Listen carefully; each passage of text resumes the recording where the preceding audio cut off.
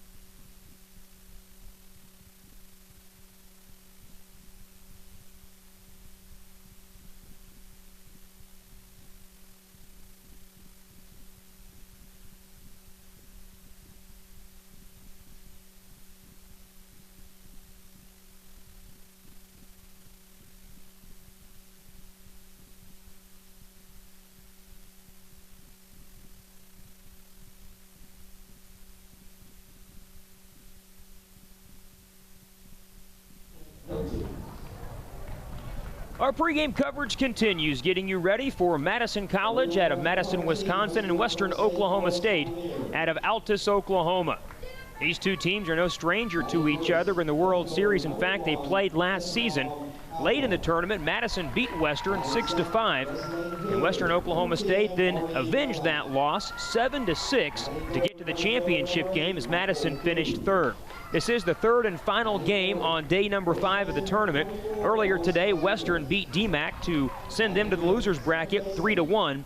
And then it was LSU Eunice in just 5 innings, knocking out DMAC and eliminating the Bears 13-0. So LSU Eunice awaits the loser of this game tomorrow afternoon at 3:30. The winner of this game will play tomorrow night at 7 against Heartland College. So if you win this game and then you win the game tomorrow, you are guaranteed a spot in the national championship game and have to be beaten twice not to win the national championship, as Western Oklahoma State tries to do it for a second consecutive year, and Madison College tries to do it for the first time in Division II. They have 3 previous championships in Division III. The Wolfpack, they've been hot as of late, winning 18 of 19, but Western Oklahoma State is hot in the World Series. They played some of their best baseball here over the last 5 days. It's Western Oklahoma State and Madison College coming up in this winner's bracket matchup. Only one team will emerge still undefeated. On the way next, your starting lineups and the first pitch. For now, we'll pause. This is the NJCAA Division II World Series presented by Advanced Pierre Foods. Western Oklahoma State College, located in Altus, Oklahoma, has been dedicated to making quality higher education more accessible since 1926. Through online degree programs and interactive television courses, students can earn their degree from Western from all over the world. With 30 degree plans, affordable tuition, and schedules that fit both traditional and non-traditional students, it's no surprise that Western is a smart start. For more information about the endless opportunities at Western, call them at 580-477-2000 or visit them online at wosc.edu. Go Pioneers! It's the annual Memorial Day blowout sale. Now's the time to buy at the Mattress Hub. The deals are crazy. Save up to $600 on Tempur-Pedic's most popular model, the Cloud Supreme, plus free delivery. Save up to $400 off on Serta's iComfort. On select mattresses, buy a bed, get a bed free. All this plus up to 4 years interest-free financing and a 1-year comfort guarantee. It's a Memorial Day sale you don't want to miss. Only at the Mattress Hub. Follow the cheap sheet to the Mattress Hub.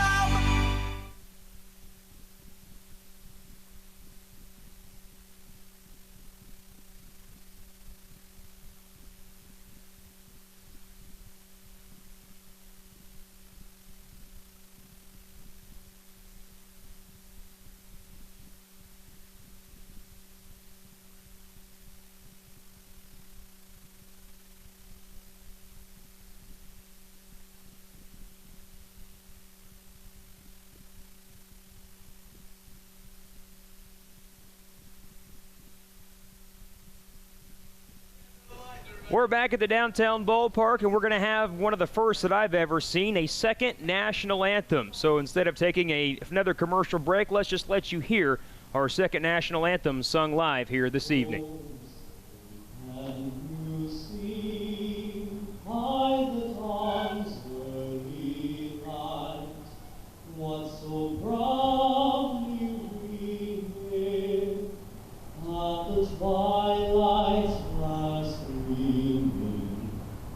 Whose broad stripes and bright stars through the perilous fight, for the ramparts we watched were so gallantly streaming, and the rocket's red glare, the bombs bursting in air, gave proof through the night that our flag was still there.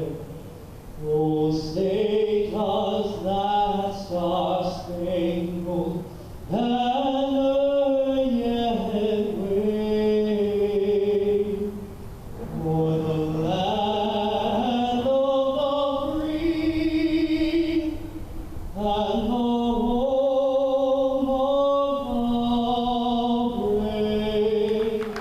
There you have it, a first for me as a broadcaster, a double national anthem Folks running the press box didn't realize we had a live national anthem singer.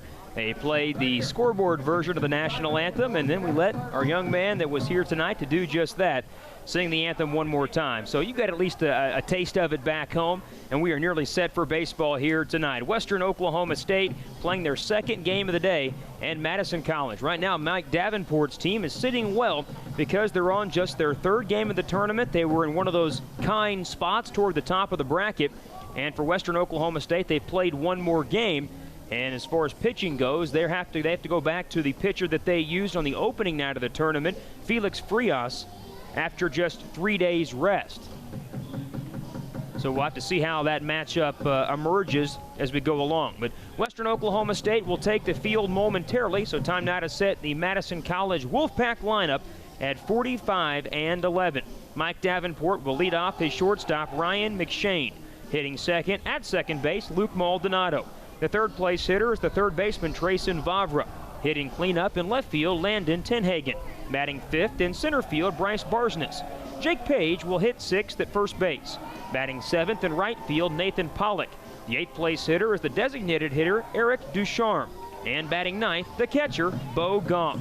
On the mound for Madison College is Paul Poirier. The numbers on Poirier this season, well, first of all, he's a 6'4", 240-pound sophomore from Antioch, Illinois.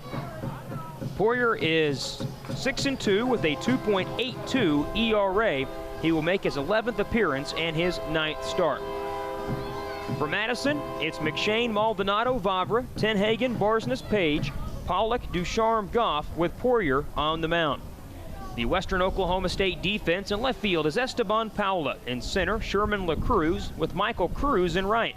The third baseman is Sean McAndrews. Francisco Rosario plays at shortstop. Cesar Figueroa will get the start at second base with Elvis Rodriguez at first, and Hazel Wesson does the catching for Felix Frias. Frias was the opening night starter in the victory over Grand Rapids, Michigan. That night, he worked 5 1/3 innings, picking up the win. He allowed just 1 run on 4 hits while walking 3 and striking out 3, so a very nice outing for Felix Frias. Western Oklahoma State doesn't consider Frias their number 1, or probably not even number 2, but they decided to throw him in that game against Grand Rapids, feeling like he would give them a quality outing, which he did, and that they could bang out enough hits and score enough runs to beat Grand Rapids either way, which they did as well. But Frias back in the rotation to face a Madison team that has been so hot offensively. We watched them have a season-high 19 hits just 2 nights ago against Heartland. 18 of those 19 hits were singles. They're batting .397 collectively as a team in the World Series, averaging 10 runs and 15 hits. Madison beat the Community College of Rhode Island 7-2, and then Heartland 13-4. For Western, they beat Grand Rapids 9-1 in 7 innings, Scottsdale 8-5, and then DMAC earlier this afternoon 3-1. The winner stays undefeated, and a victory over Heartland tomorrow night would put them in the national championship game, only needing to win 1 of 2 to capture the title. A loss sends you down to play against the number 1 team in the country, LSU Eunice. All they did today was knock out DMAC 13-0 in 5 innings. Tomorrow afternoon's game is at 3:30. The ball has gone down to second base. It's been tossed around the infield. Quick conversation on the mound as Felix Frias will toe the rubber for Western Oklahoma State, and Madison will send Ryan McShane to the plate, the right-handed hitting shortstop. Glad to have you with us for our Winners Bracket Final. It's a gorgeous night here in northwest Oklahoma, as long as the nasty weather stays away, which we certainly hope that it will, at least until our contest is done here tonight. Frias is ready, McShane is in, and the first pitch of our game is a fastball too low, and we are underway. Partly cloudy skies, slight breeze out of the south, and 82 degrees. The 1-0. That's over at the knees, a called strike. Felix Frias from Lawrence, Massachusetts. He's a freshman, 6'1", 190 pounds.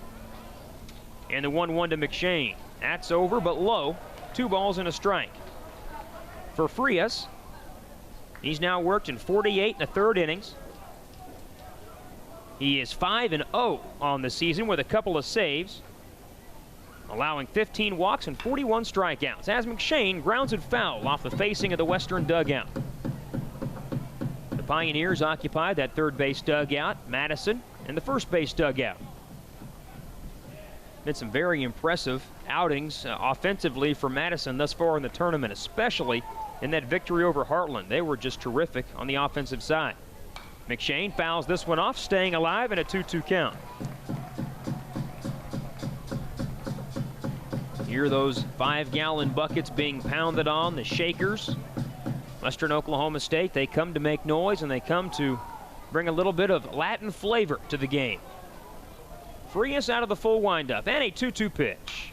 A line drive, base hit to right field. McShane just keeps on keeping on, going the other way, lining a single over the second baseman's head. Leadoff runner on is for Madison. For Ryan McShane, that is his 7th hit in the World Series. Some of the hit numbers for Madison in this tournament are ridiculous. Barsness has 7. Maldonado, who was at the plate, has 5. McShane now with 7. Tenhagen and Vavra each have 4. There could be some records fall if Madison plays deeper into the tournament. So Luke Maldonado is in with Ryan McShane at first. The runner goes. A hit and runs, a swing and a miss, and Wesson could not hang on to the ball into second base with a stolen base, Ryan McShane. Madison pushing the envelope awfully early. McShane was off and running. It was a hit and run. Maldonado swung over top of the fastball. And as Wesson tried to exchange from glove to bare hand, he couldn't control it. We may see the Wolfpack now try to move that runner up with a bunt. Although Maldonado's been so hot during the World Series, they may trust him to swing away and try to hit the ball to the right side. The 0-1 pitch. Maldonado not bunting, and he takes a strike on the inside corner. He's quickly down 0-2. Maldonado 5 for 9 during the series. 3 singles, 2 doubles, a couple of RBIs, and he has scored 5 runs. Maldonado has scored 5 times. McShane has scored 6 runs. Your top 2 hitters have scored 11 of the 20 runs scored by Madison. Those 2 guys getting on, that's why you're winning games. Frias is 0-2. A line drive, that's a base hit to right field. They're going to wave the runner around third. Here comes the throw by Cruz. It's a one-hopper to the plate, the tag, and the catcher could not hang on. McShane scores, and it's 1-0 Madison as Maldonado goes to second base on the throw. An RBI base hit by Luke Maldonado on an 0-2 pitch, and the Wolfpack offense keeps rolling along. The throw by Michael Cruz was in time, but Hazel Wesson could not make the catch on the one-hopper and apply the tag as he went to bring the tag down. The ball popped out of his mitt. For Luke Maldonado, that is his 6th hit in the World Series and his 3rd RBI. And now Maldonado in scoring position because he went to second on the throw. The hitter is Trayson Vavra, the Madison third baseman. Frias out of the stretch, already in trouble, delivers. Low and outside. And Western Oklahoma State already has a right-hander getting loose in the bullpen. They're not going to mess around and let Frias go too deep if he can't keep this Madison offense in check, which it's been awfully difficult for anybody during this tournament to keep them in check. The Western outfield bunches toward the middle, leaving a large alley down the left field line for Vavra. And on 1-0, he takes a pitch low. 2 balls and no strikes. We've mentioned this before, but Trayson Vavra's father is the hitting coach for the Minnesota Twins. He'd be awfully proud of his son, who is 4 for 7 during the World Series with 2 walks, 2 singles, 2 doubles, and 3 RBIs. Now the 2-0. There's a strike down the heart of the plate. Back-to-back base hits by McShane and Maldonado. 1-0 Madison early on. Interesting that the Wolfpack not bunting in this scenario, but as I mentioned, they're so hot offensively, they'll swing away. Now Vavra does bunt. It's back to the mound. Frias will have the play. It's at first base, and he makes it 1-3 with Maldonado making third base. So the sacrifice is good by Trayson Vavra. Runner at third base, 1 away for Landon Tenhagen, the cleanup man and left fielder.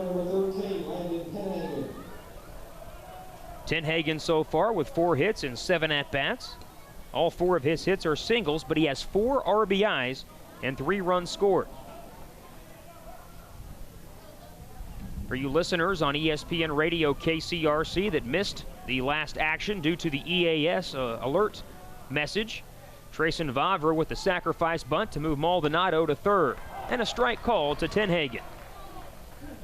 We'll battle that all night long as there is the threat of severe weather increasing as the evening goes along. Honestly, with the forecast the way it was, I wasn't sure we'd even start this game.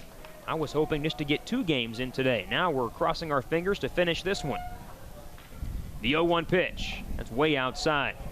Maldonado was bluffing the steal of home, which you've already seen a steal of home during this World Series. That came from a young man from LSU, Eunice. 1-0 Madison, just underway in the top of the first. Runner at third, 1 out. And on 1-1, Tenhagen grounds a high chopper to the first baseman. He will fake the throw home, take the ball to first base, and a run scores. Tenhagen gets the job done, his 5th RBI of the World Series, as Rodriguez had the only play just to go to first unassisted. That's good fundamental baseball, and it's 2-0 Madison. It'll be catch-up tonight for Western Oklahoma State. They've fallen behind 2-0 here in the first inning. The bases are empty for Bryce Barsness. Barsness was one of 3 Wolfpack hitters to have 4 hits against Heartland. 19 hits overall, 3 of the hitters had 4 hits. And Barsness takes a strike over the outer half. Bryce, a left-handed hitting center fielder. He is 7 for 11 during the World Series. 6 singles, a double, and 4 RBIs. The 0-1, grounded foul on the first base side. Felix Frias trying to work out of the first inning. McShane and Maldonado with back-to-back singles, the stolen base, and then with Maldonado advancing to second on the throw home, which probably should have been an out at home plate. Madison's been able to manufacture a couple of runs. And Barsness takes high and outside. If he could reach, Jake Page would be next. A right-hander continues to loosen in the Western bullpen. The 1-2 offering, just inside. Barsness hung in there, almost got hit by the pitch, but he was crowding the plate so much it was nearly a strike. Decent crowd here on this Wednesday night. A lot of folks from Altus have made the trip. A lot of local fans as well. The 2-2. A line drive back up the middle. Shortstop cuts it off. No, he can't. Near second base, and Barsness will reach. Rosario tried to barehand as that line drive nearly hit the pitcher Frias and checked up. It wasn't hit all that hard, and it will more than likely be an infield hit for Barsness. Madison had a ton of infield hits in the victory over Heartland 2 nights ago. It is the 3rd single of the inning. This Wolfpack lineup just continues to pick up where it left off. Don't overestimate how much that day off can do for a team. While everyone else was here late at the ballpark, and are we going to play, are we not going to play? It was Madison sitting back in their hotel rooms watching the Western Conference Finals or something else, while everyone else was worrying about their situation. Move goes to first, and back in safely is Barsness. The hitter is Jake Page. Page playing at first base for this game. Right-handed hitter with an even stance. As he wigwags the bat next to his left ear. And Frias is offering. That's upstairs for a ball. Been a great tournament so far. A lot of really good contested games. Finally, we saw LSU Eunice bust out the offense today in that 13-0 win over DMAC. As Page hits one high in the air and deep to left, Paula going back to the wall. He looks up and it is gone. A 2-run homer for Jake Page. And Madison has a 4-run first inning. The Wolfpack has lived on singles during the World Series, but Page turns the tides with the Wolfpack first home run of this 2012 World Series. 4-0 Madison right out of the gates. What a start for the Wolfpack.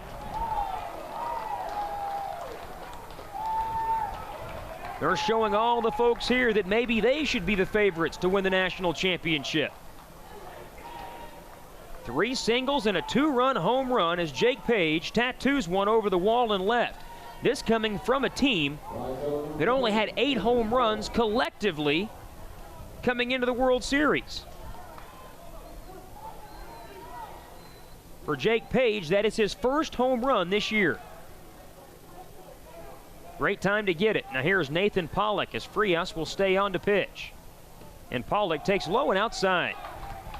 Now if there's a team that could make the comeback, it definitely is Western Oklahoma State. But the way Madison's swinging the bats, they may not be done scoring. There's a strike over at the knees. Nathan Pollock, a .305 hitter, 34 driven home. Vavra had 3 home runs, Tenhagen had 4, and the other one belonged to Deschamps. Nobody else has a home run until now as Page hit that ball over the left field wall. It's 1-2 on Pollock, the right fielder. He crowds the plate and is up in the batter's box. He swings and misses. The ball gets away from the catcher. Wesson retrieves, fires to first, and gets Pollock coming down the line. But what a first inning for Madison.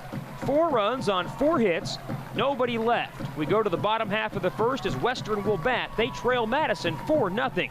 This is the NJCAA Division II World Series presented by Advanced Pierre Foods.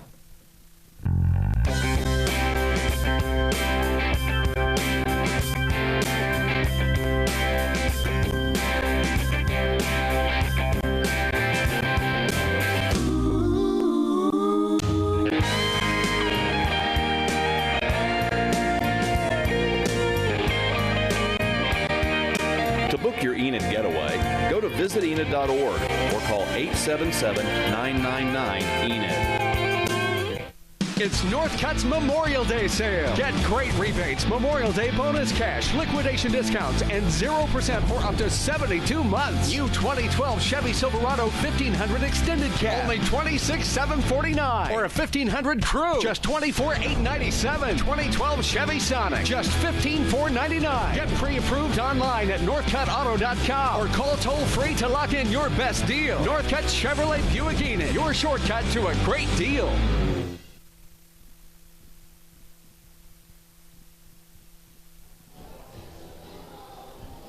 What a start for Madison College, a 4-run first inning right out of the gates. And so as Western Oklahoma State bats, they've got some catching up to do. Here is Kurt Russell's lineup. Leading off is the left fielder, Esteban Paula. Hitting second, the DH, Marty Dunlap. Batting third in right field, Michael Cruz. Elvis Rodriguez will be the cleanup hitter and first baseman. Batting fifth, the second baseman, Cesar Figueroa. Hitting sixth at shortstop, Francisco Rosario. Batting seventh, the center fielder, Sherman LaCruz. Hitting eighth in third base, Sean McAndrews. And the ninth place hitter is Hazel Wesson. They will face right-handed sophomore, Paul Poirier. Some of the numbers this year on Poirier, he is 6-2 with a 2.82 ERA. Struck out 22 and walked 8. So not a big strikeout guy, but he also limits his walks. He'll face Paula, and Poirier fires a strike right down the heart of the plate. Paul Poirier is a big man, 6'4", 240 pounds, out of Antioch, Illinois. And the 0-1. Swung on and tapped foul at home plate. Esteban Paula has been the spark plug for Western Oklahoma State. 5 runs scored, an on-base percentage in the tournament of .600. And he has 5 hits and 10 at-bats. He takes a changeup upstairs. A ball and 2 strikes on Paula. Dunlap and Cruz will follow. The infield and outfield all deep and straight away. And the 1-2 pitch. Curveball hit him. Paula very sheepishly gets hit by that pitch. It stung his left arm. Kind of hangs it down to his left side as he goes to first base. So Poirier had him 0-2 and wound up hitting him. Paula was hit by a pitch to lead off game number 1 today against DMAC. Paula has gone back behind first base and is trying to rub the hurt out of that left arm. It must have caught him funny, giving him a bit of a Charlie horse on that arm or elbow. The scheduled hitter is Marty Dunlap. As I mentioned, the winner of this game will play tomorrow night at 7 against Heartland College out of Illinois. If you win that contest, you're automatically in the national championship game and have to be beaten twice. We saw last year that it was Jones County, Mississippi that won this particular game, and they faced Western Oklahoma State. Well, Western beat them that night, the very next night, and will beat them again for the championship. A few clouds have moved into the area. There are heavy thunderstorms up in Kansas, well off to our north, and a few that are not that far to our south, but we should be in good shape. Poyer's pitch to Dunlap is low and outside for a ball. Marty Dunlap out of Dorchester, Massachusetts. His family owns a pub up there, and they like to watch the World Series games. They hook them up through their TVs, and they put them in the pub. So hello to Marty's family. Saw him before the game, and he wanted to remind me of that. 4-0 Madison in the bottom of the first. Poyer's 1-0 pitch. That's a strike in there thigh high over the outside corner. Dunlap 18th in the country in hitting with a .431 batting average. With a runner at first and no outs, Dunlap lines one toward the gap in left center field. That's down for a hit. It's cut off by Barsness. Powla will make third, and runners are on the corners for Western Oklahoma State. Here come the Pioneers. Could it be one of those type of games tonight? A hit batter and a single by Dunlap. Good base running by Powla. He recognized that ball was going to get down and made third base without a play. And it's Marty Dunlap, sixth base hit in the World Series out of 13 at-bats. And it brings in Michael Cruz. This young man could make this a one-run game with just one swing. Western Oklahoma State is one of those teams that they're not going to be intimidated by being down 4-0. They trust their offense, and they can score in bunches. Poyer pitches. A curveball high and outside.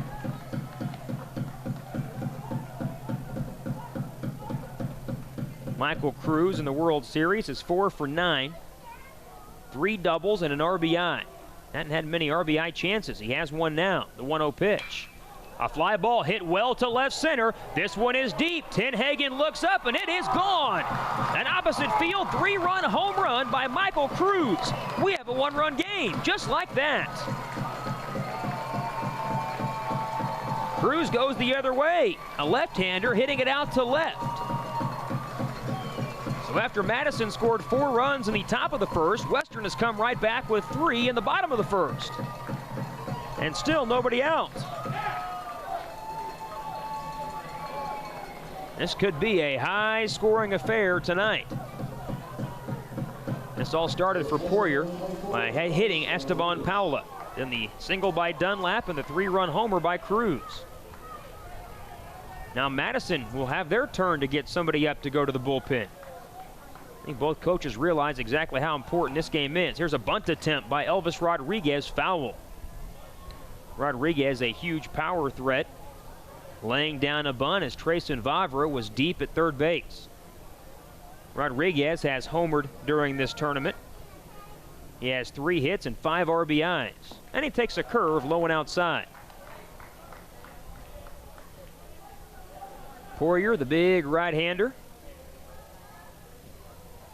Not really a fireballer, works in the middle 80s. His 1-1 pitch.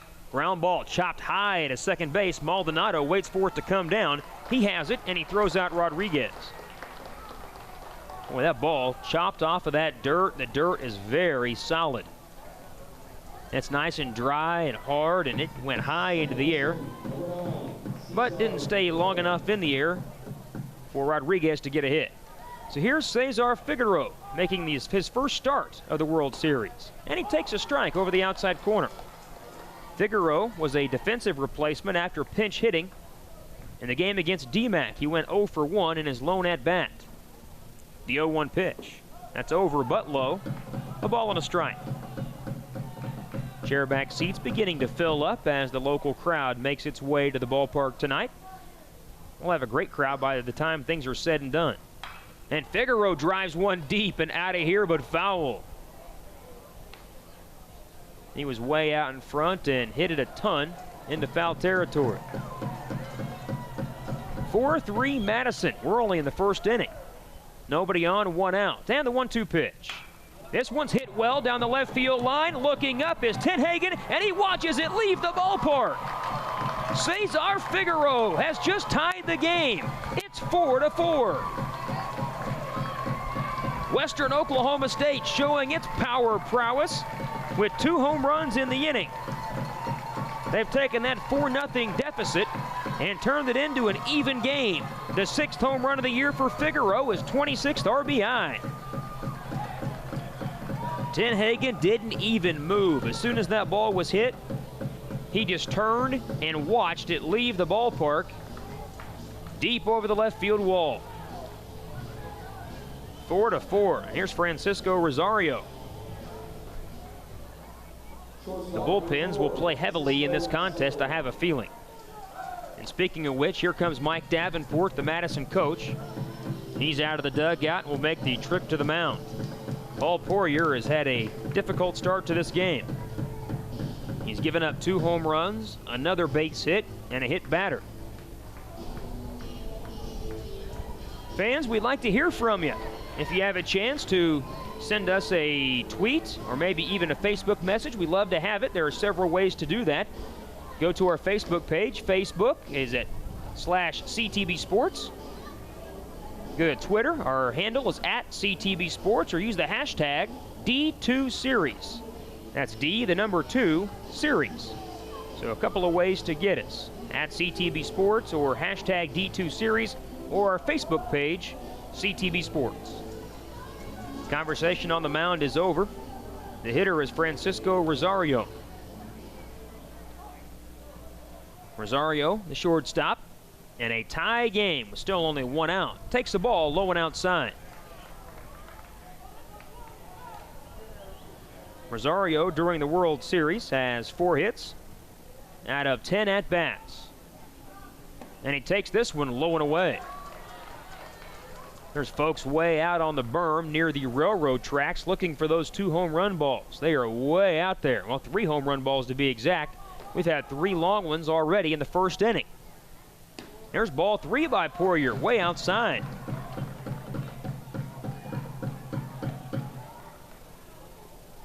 "29 hits in 3 games for Western Oklahoma State, nearly 10 per contest.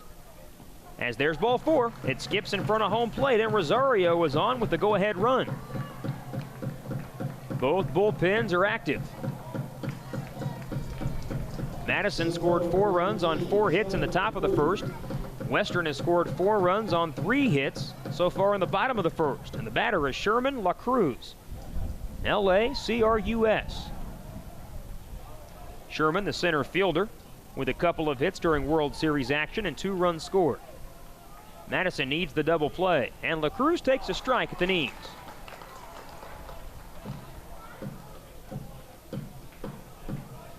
Vavra a few steps behind the bag at third and playing close to the line. Middle infield, McShane and Maldonado are midway, the 0-1. A changeup missed, low and outside. The wind blowing in from right, out of the south. So everyone's been hitting their home runs to left. They're not even messing with that right field fence. The runner goes from first, and he hit and runs a high fly into shallow center. Rosario will have to retreat as Barsness comes running on to make the catch. He came a long way for out number 2. Western trying the hit and run. With Rosario on the move, LaCruz flies out. Now to bring in Sean McAndrews, the third baseman. McAndrews had been hitting 5th in this lineup and dropped down to the number 8 spot after going 2 for his first 11 during World Series play. The runner goes again. A hit and runs, a foul ball, back up and over.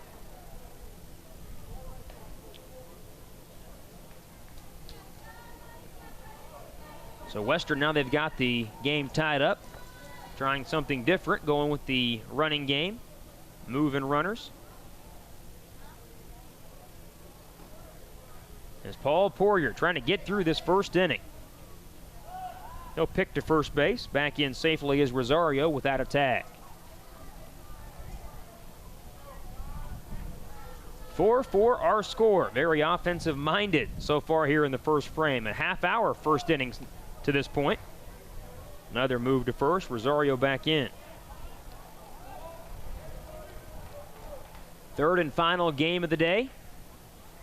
Western a winner over DMAC 3-1. Then it was 13-0 LSU Eunice over DMAC and sent them home. Pitch low and away, evens the count, a ball and a strike. McAndrews holds the bat out in front of his body. Twirls it. Now the runner goes. The pitch is outside. The throw to second base is not in time. Rosario in there safely. The go-ahead run in scoring position.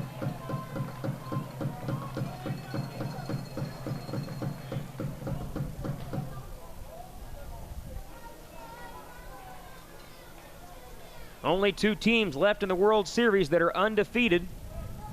Only one will stay undefeated after tonight. You're guaranteed to finish no worse than third if you win. The 2-1. Hard ground ball past the second baseman. Maldonado played it off to the side. It's into right center field. Rosario will score. To second base, in there sliding safely is McAndrews. That was a one-hop smash to the second baseman Maldonado. He did not get in front of it. He played it side saddle, and it got by him into right center field. It was hit hard, but if he squares it up and takes it off the chest, he probably makes the play. We'll see how they score it. It could go either way. And that may be all for Paul Poirier. Mike Davenport is back out of the dugout. He'll make a change. So we'll take a timeout. We're in the bottom of the first inning. Western Oklahoma State has answered Madison's 4-run first inning, and it's 5-4 Pioneers. We'll pause. This is the NJCAA Division II World Series presented by Advanced Pierre Foods.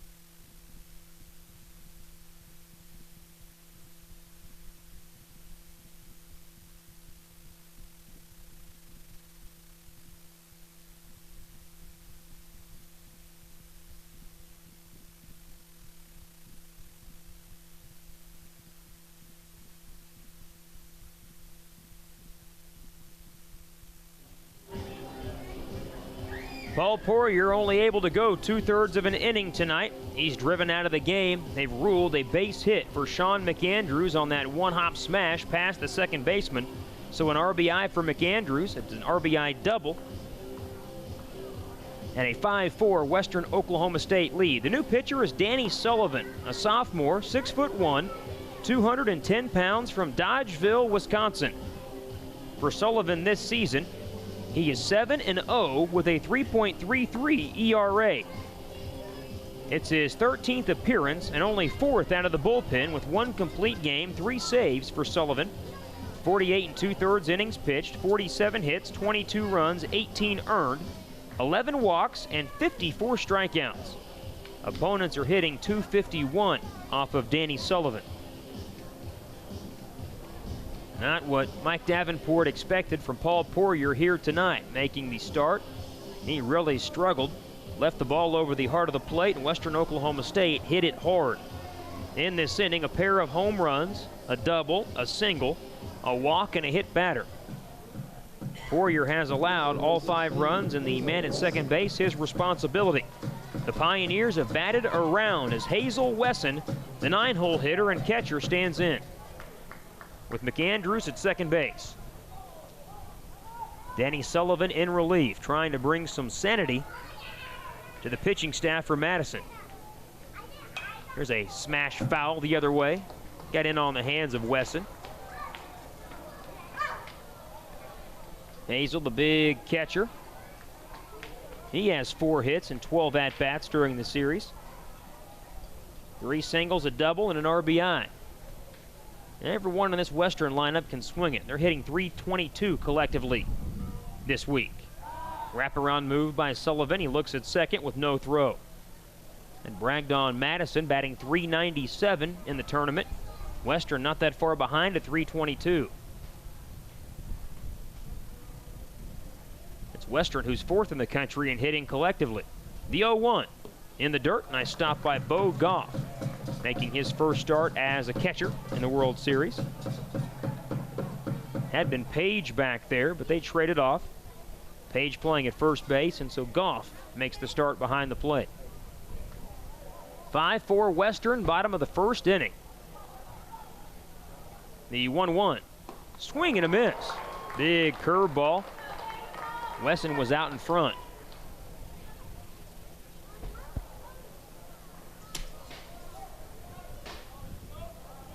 Infield deep for Madison, just trying to work themselves out of this inning. They led 4-0 before the uprising by the Pioneers. And on a 1-2 pitch, Wesson swings and strikes out. He missed a fastball. Sullivan gets the final out of the inning, but Western Oklahoma State gets the lead.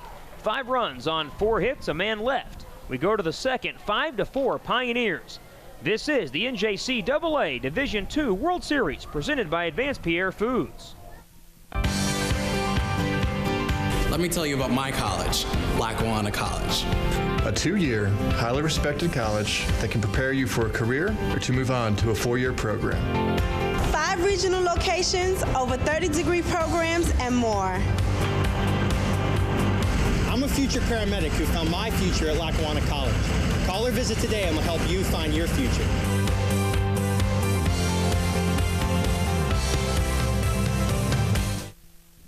Where can a washer and dryer become a concert? Where does an old sofa turn into a new discovery? Where does a lamp become a performance or a television become a television station? Where can a mattress beautify Main Street? Only at Park Avenue Thrift, where 100% of the profits from your donations fund community endeavors, making Enid a better place, one donation at a time.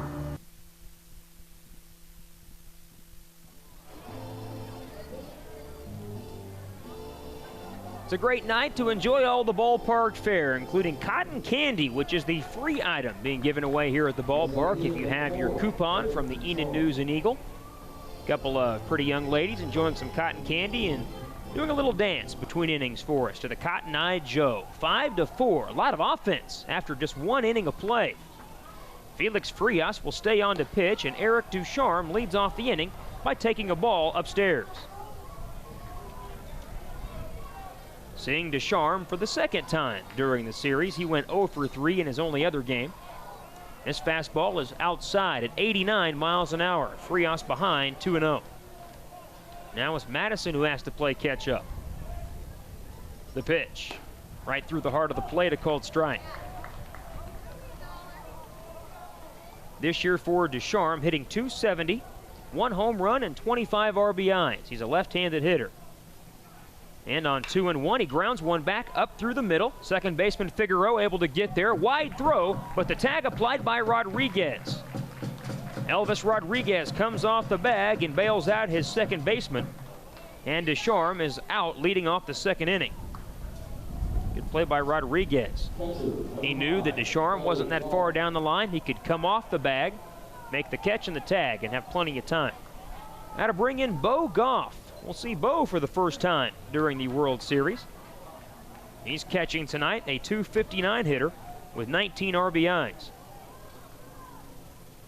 Goff, little soft looper on the first pitch into right center. That's a base hit.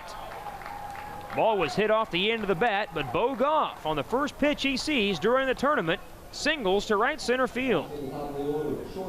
All these teams that have played Madison are saying, when is their luck going to run out? Because it seems like little dink hits, swinging bunts, bunt base hits, infield singles, Texas leaguers, just like that.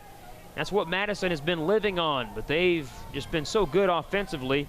You can't say that it's luck. It's been a combination of good hitting and fortuitous at-bats, maybe fortuitous defensive placement out there as McShane takes a strike on the inside corner.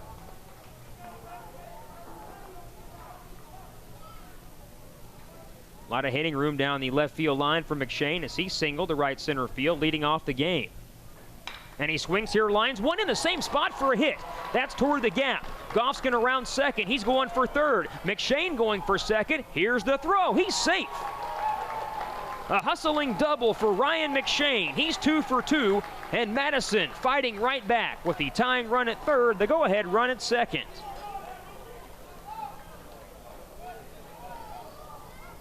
Both line drives off the bat of McShane have been the other way, just over the leaping second baseman, Cesar Figueroa. For McShane during the tournament, he now has 8 base hits. And it sets up Luke Maldonado, who singled home a run in his first at-bat. 5-4 Western, top of the second. And the pitch to Maldonado.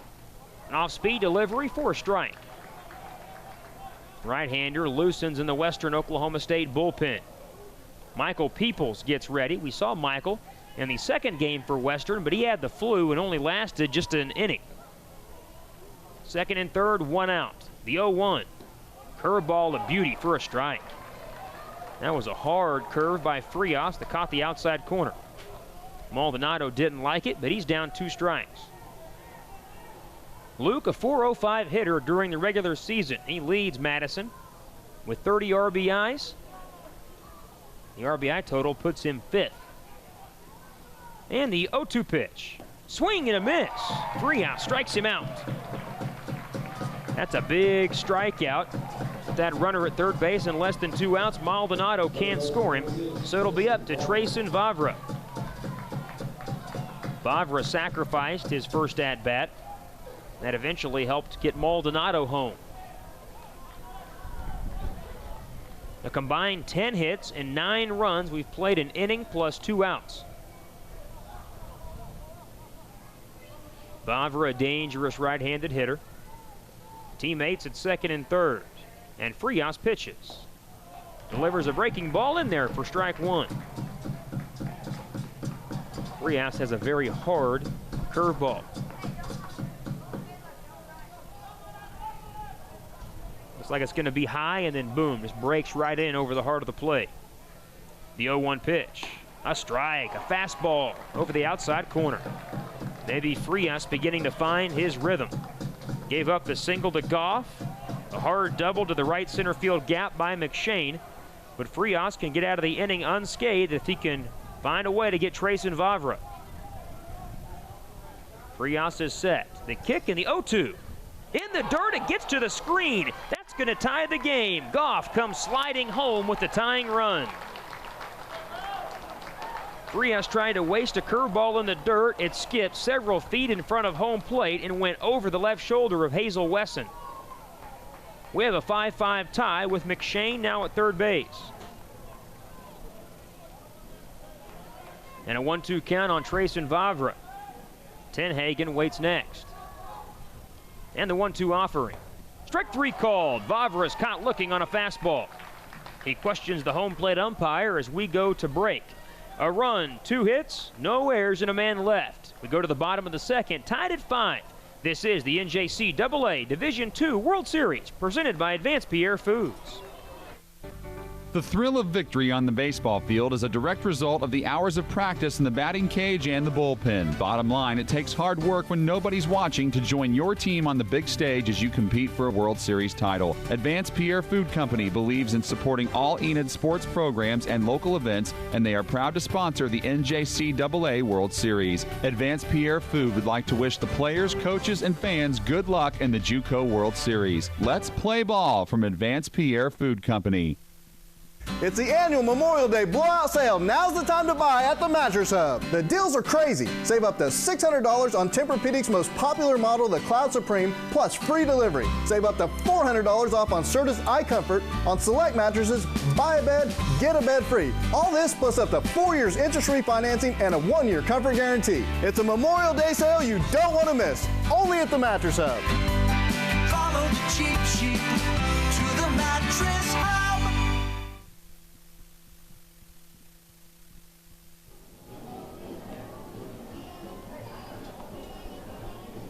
Danny Sullivan got the final out of the first inning after Western Oklahoma State batted around. He'll stay in the contest and hope to go deep in this game for the folks from Madison. Third and final game of the day. Threat of thunderstorms is definitely with us, but looking at radar, we are free and clear for the time being. Let's hope it stays that way until we are at least done.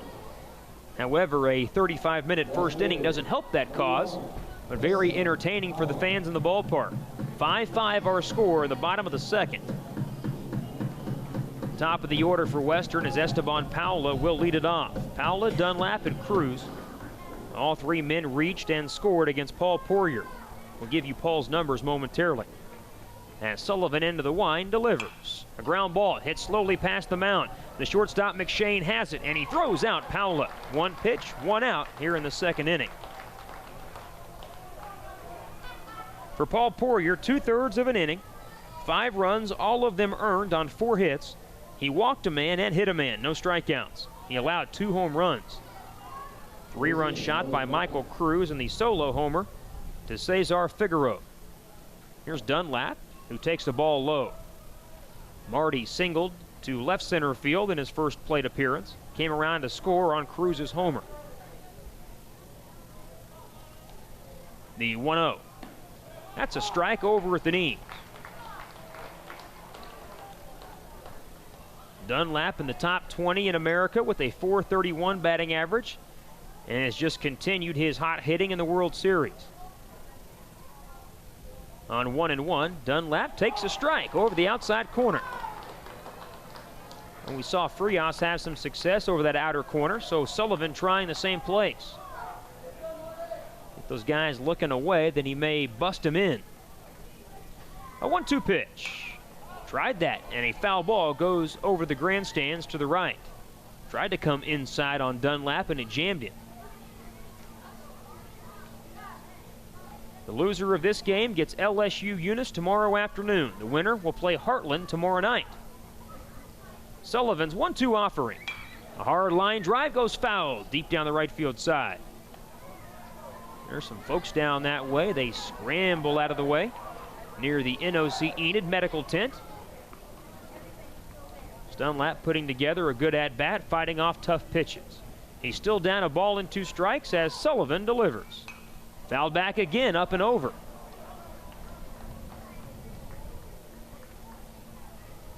This year for Dunlap, in addition to hitting .431,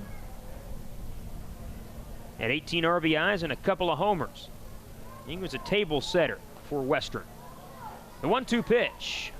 A curveball that almost hit him. That ball might have hit the bat. Did it hit the bat? It went over the back of Dunlap and went to the screen. I don't think it hit the bat. It's a 2-2 count. Just a bad curveball from Sullivan.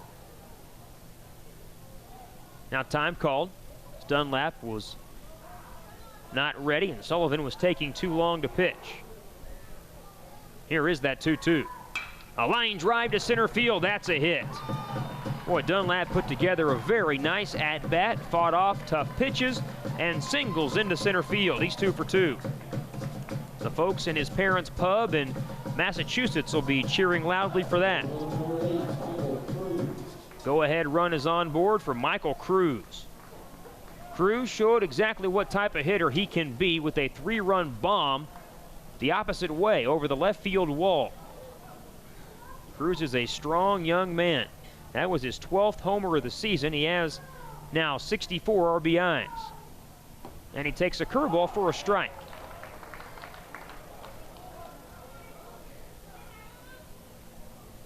When his team needed him the most, down 4-0, Cruz made it a 1-run game. Western went on to get the lead. Now we're tied in the bottom of the second. The 0-1. Tapped foul at home plate.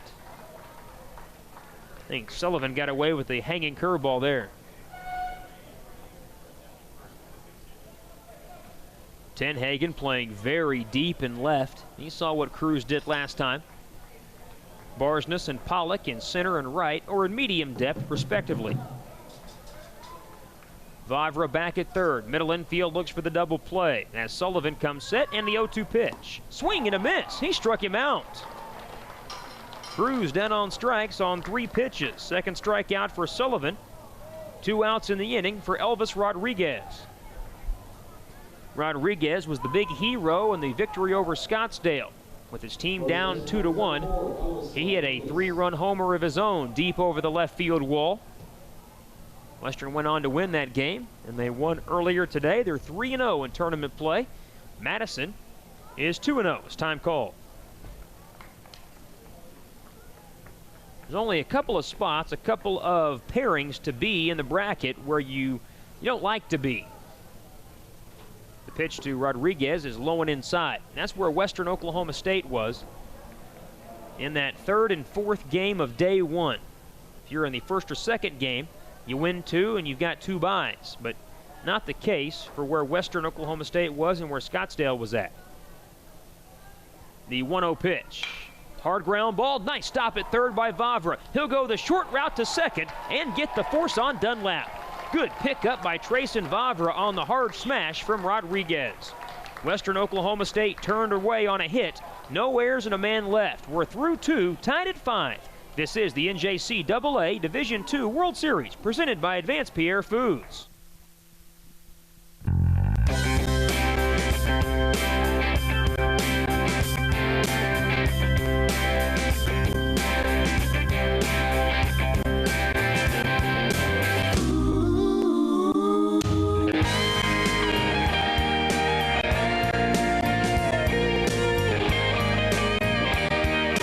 Book your Enid getaway, go to visitenid.org or call 877-999-ENID.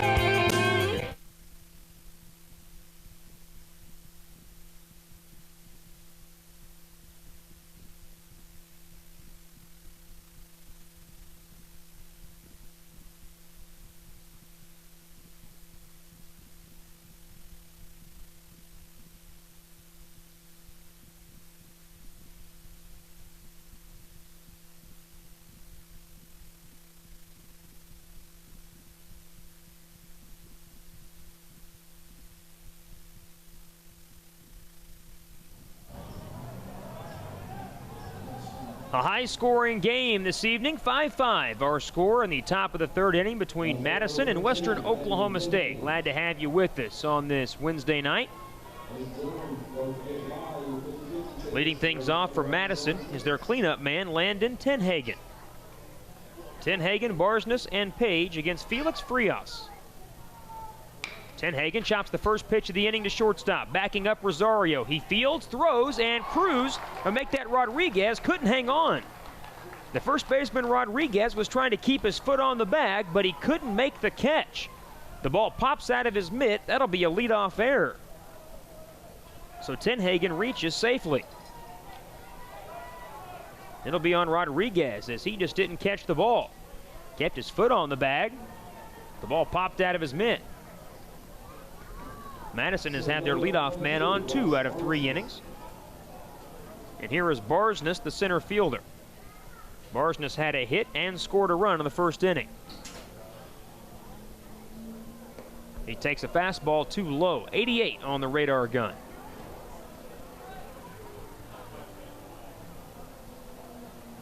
The outfield, Paula and LaCruz in left and center. They both play deep. Michael Cruz is shallow and right. You've got La Cruz and Cruz. And the 1-0 to Barsness. That's high for a ball. 2-0.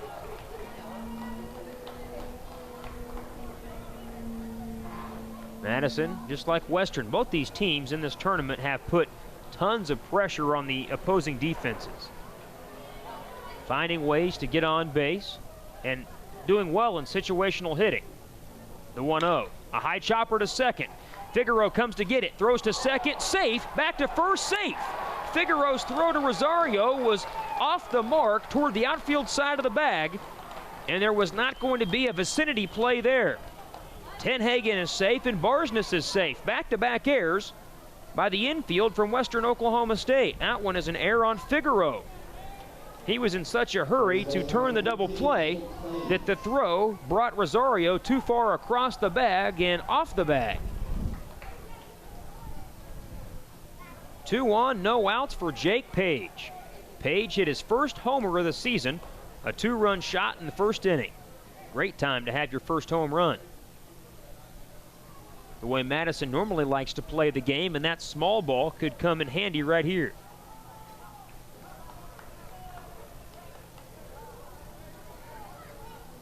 That was Page's third hit of the World Series. He now has 4 RBIs. They give him the entire left field line. Frias wheels back to second base with no throw.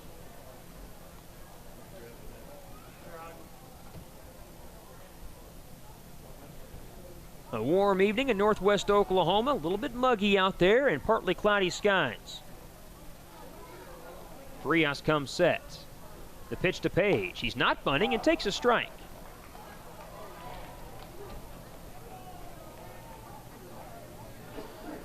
Nathan Pollock is on deck. Back-to-back errors as Rodriguez dropped the ball at first.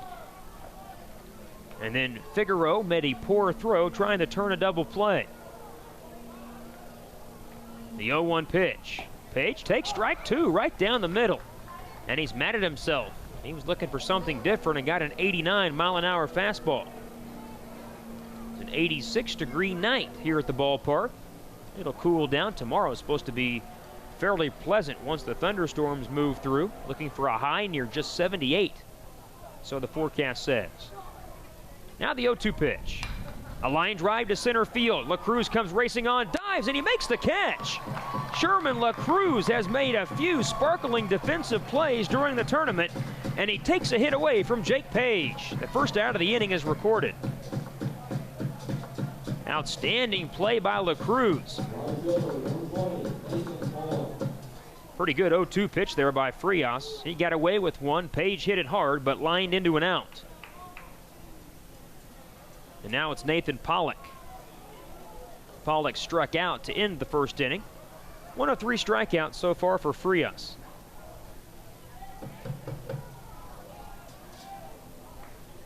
McAndrews is playing in at third. Same for Rodriguez at first. Runners go, and Pollock hits a fly ball to center field toward the right center field alley. LaCruz will get there to make the catch. The runners have to head back and re-tag. Back-to-back flyouts to center field, and there are 2 down for Eric Ducharme.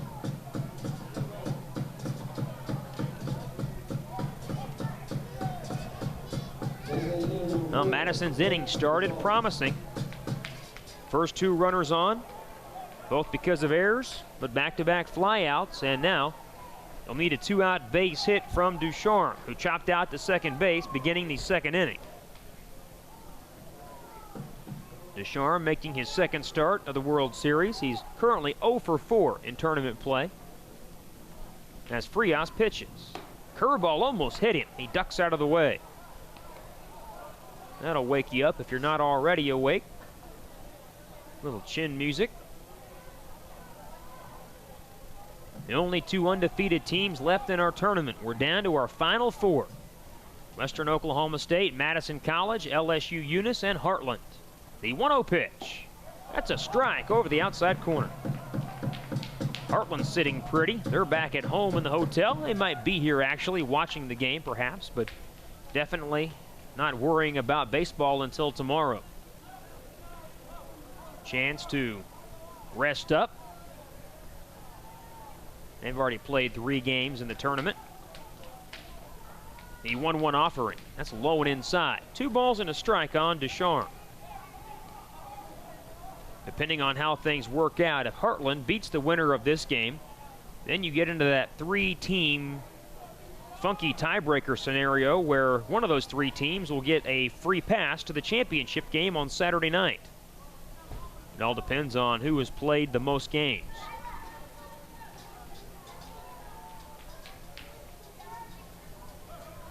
Two on, 2 outs for Madison, top of the third, and a 5-5 tie.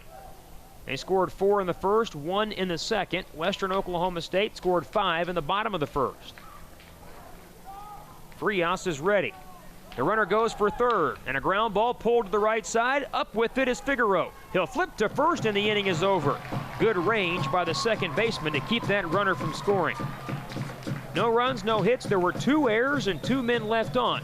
Bottom of 3 we go, tied at 5. This is the NJCAA Division II World Series, presented by Advanced Pierre Foods.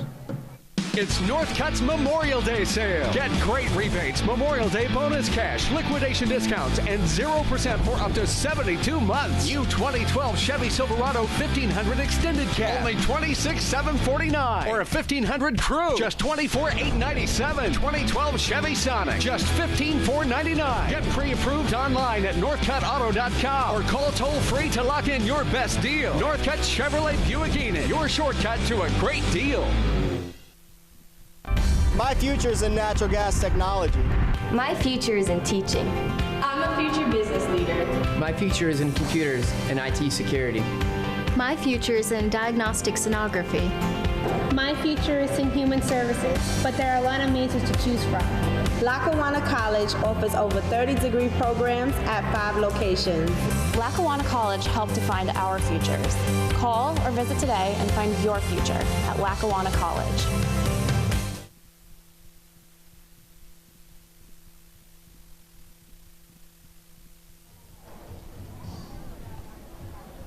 .3-3 tie between Western Oklahoma State and Madison College. Stay with us after each and every game of the World Series.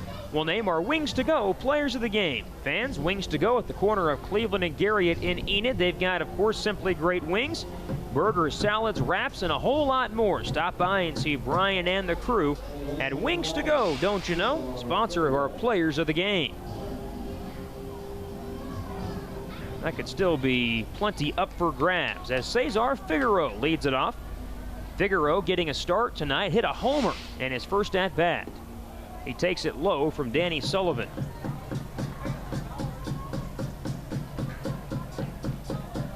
It's pretty nice to be able to get a start. Head coach puts you in there and you hit a home run. And he might have hit his second. This one is deep and is way back into left field. It is gone. Cesar Figueroa.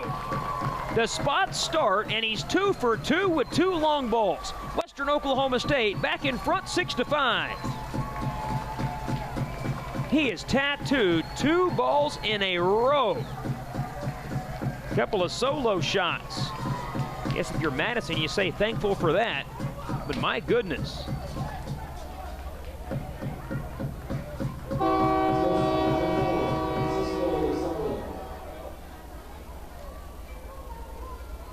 Leadoff man with a home run. Here's Francisco Rosario.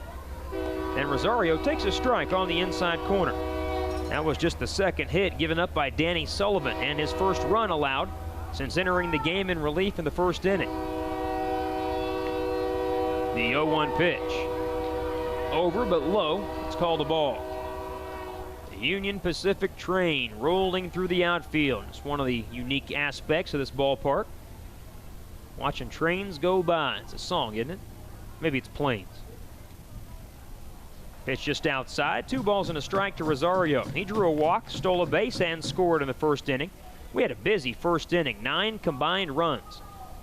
Western Oklahoma State now in front 6-5. The 2-1 pitch.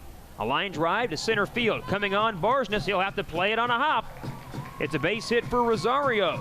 And Western continues to swing it well. Back-to-back hits. These teams make it to the World Series for a number of reasons.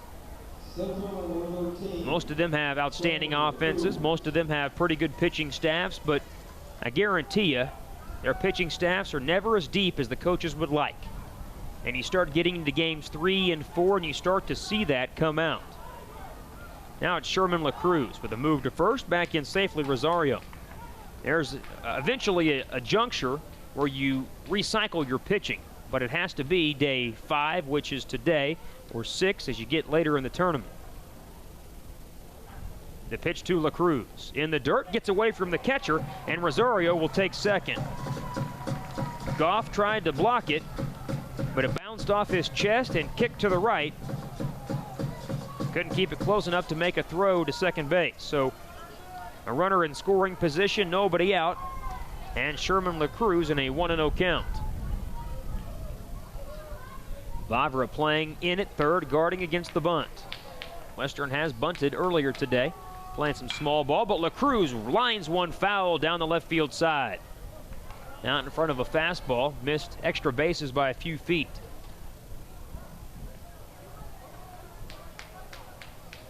Bill Uptergrove says he is rooting for Western Oklahoma State. He's the daytime supervisor in Pioneer Point, which is the student center and game room at Western. Says all the guys hang out there when they're not at practice and says, go Western. That from our Facebook page. Here's the 1-1. Just a little bit low. We'd like to hear from you, whether it's through our Facebook or our Twitter account. Give us a shout.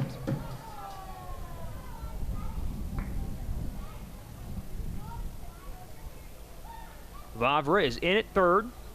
So is Page at first. A 2-1 count on LaCruz. And the pitch. A line drive, base hit to right field. Pollock was playing in. He's up with it. They'll hold the runner at third as he hits the cutoff man. Pollock does. Runners on the corners with nobody out for Western Oklahoma State. 3 consecutive hits, a homer, then back-to-back singles. And now Sean McAndrews will stride in with a great RBI chance.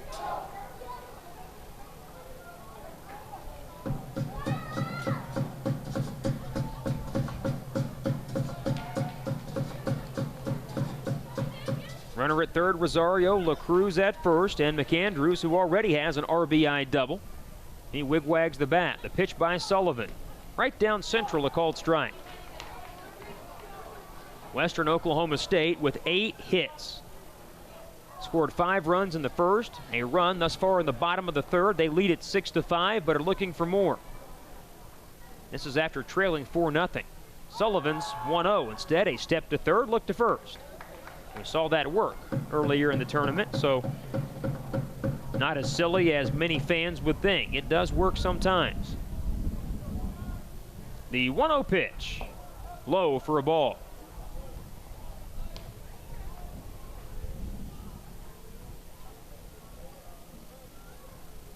Madison jumped on top with 4 in the top of the first inning, and you thought, oh, here they go again. But if there's one team that can hang tough offensively with them, it's definitely the Pioneers. The 2-0. Curveball, a little bit high. So 3-0 on McAndrews. Hazel Wesson waits in the on-deck circle. There is some bullpen help for Madison down the first base line. Sullivan is already the bullpen help. He came in the first inning and retired Weston. The runner goes from first, a swing and a miss, the throw to second base, and he's safe. Western Oklahoma State taking a chance there as McAndrews swung at ball 4. Seems like an odd count to run, but it works as LaCruz swipes the bag. Maybe the Pioneers want McAndrews at the dish and asked him to hit away just so that perhaps he could get a better pitch to hit. Second and third and nobody out. 3-1 on McAndrews. Sullivan comes set.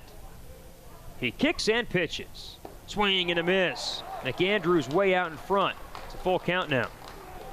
Actually, that was strike 3. Excuse me, scoreboard was off, I was off, and McAndrews down on strikes. That's why he was swinging away. So the first out of the inning is recorded. Third punch out for Danny Sullivan. Excuse me, folks. I apologize for that. That brings in Hazel Wesson with 1 out.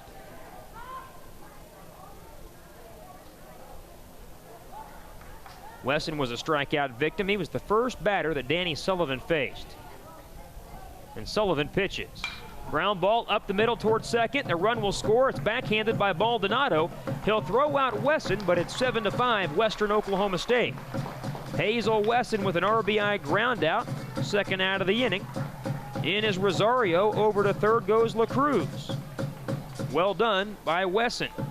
Just get the ball in play. We're still so early in this game in the bottom of the third. Madison was not going to bring their infield in. If they had, that ball would have been through and 2 runs would have scored. Well, with 2 outs, the hitter is Esteban Paula, batting for the 3rd time in as many innings.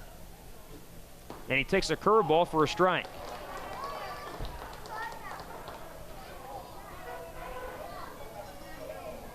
Nice crowd on hand here tonight. Both sides of the grandstands beginning to fill up. Sullivan's 0-1. Another curveball, another strike. In there at the knees.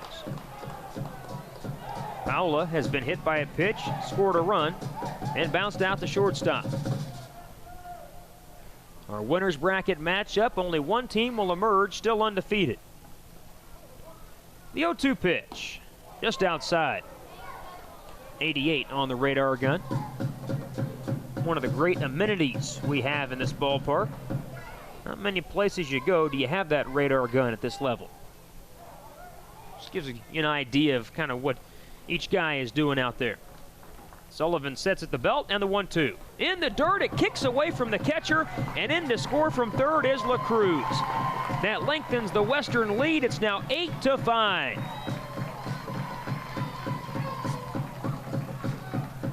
So Sullivan could not minimize the damage. All three men that had reached came around to score. 8-5 Pioneers. That clears the bases with a 2-2 count now on Paula.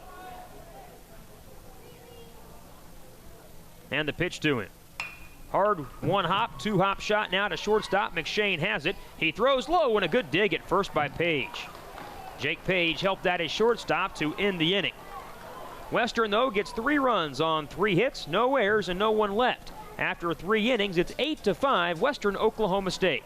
This is the NJCAA Division II World Series, presented by Advanced Pierre Foods. Hey, Monique, wait up. Manny, good to see you. Wow, great outfit. I got it on Park Avenue. Park Avenue? You're a classy lady, Monique, but can you afford to shop on Park Avenue? You can if it's Park Avenue in Enid, Oklahoma. I got this outfit for only $5 at Park Avenue Thrift. Park Avenue Thrift? What's that? It's a thrift store in the 500 block of South Grand, right on Park Avenue. They have anything you could want, even outfits like this one at ridiculously low prices. Is it exclusive? Can you get me in, Monique?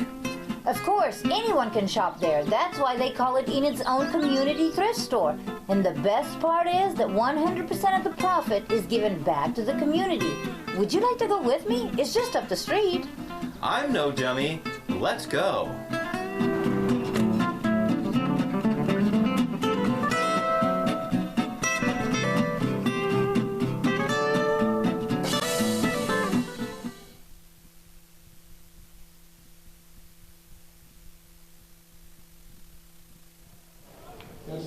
Western Oklahoma State leads Madison College 8-5. Game number 15 of the World Series. That means we only have 4 games left over the next 3 days. Starting to get down to the nitty-gritty. Final 4 teams. Swing and a miss as Bo Goff, the 9th place hitter, leads it off against Felix Frias. He was up there hacking away. Goff had a single and scored a run in the 2nd inning. Frias has stayed around despite giving up 5 runs. There's a strike over the outside corner. It's 0-2. 5 runs on 6 hits allowed by Frias. He has walked no one and struck out 3. Goff in his first start in the World Series waves the bat, and on 0-2 he looks at it way outside. Not as big a crowd from Western here as we're used to. I think a lot of folks were deterred by needing to drive here last night and turning right around and have to drive today. So I'm sure they're watching on NJCAA TV. The 1-2 pitch. Outside. Evens things up. 2 balls and 2 strikes. Top of the order, McShane on deck, then Maldonado.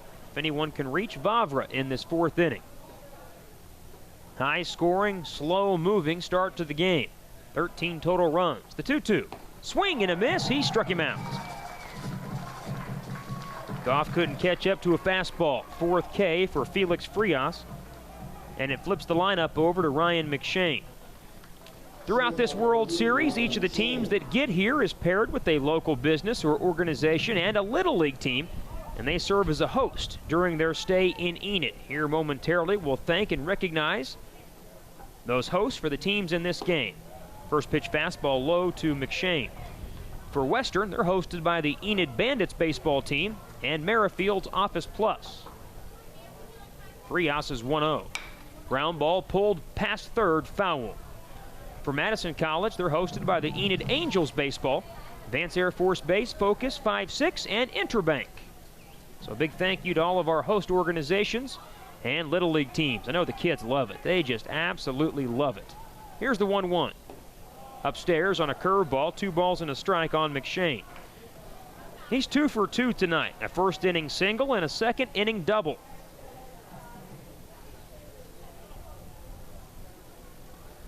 And on the 2-1 pitch, McShane rips it, almost taking out his third base coach in foul territory on the third base side. Mike Davenport had to do some fancy footwork to avoid being hit by that line drive.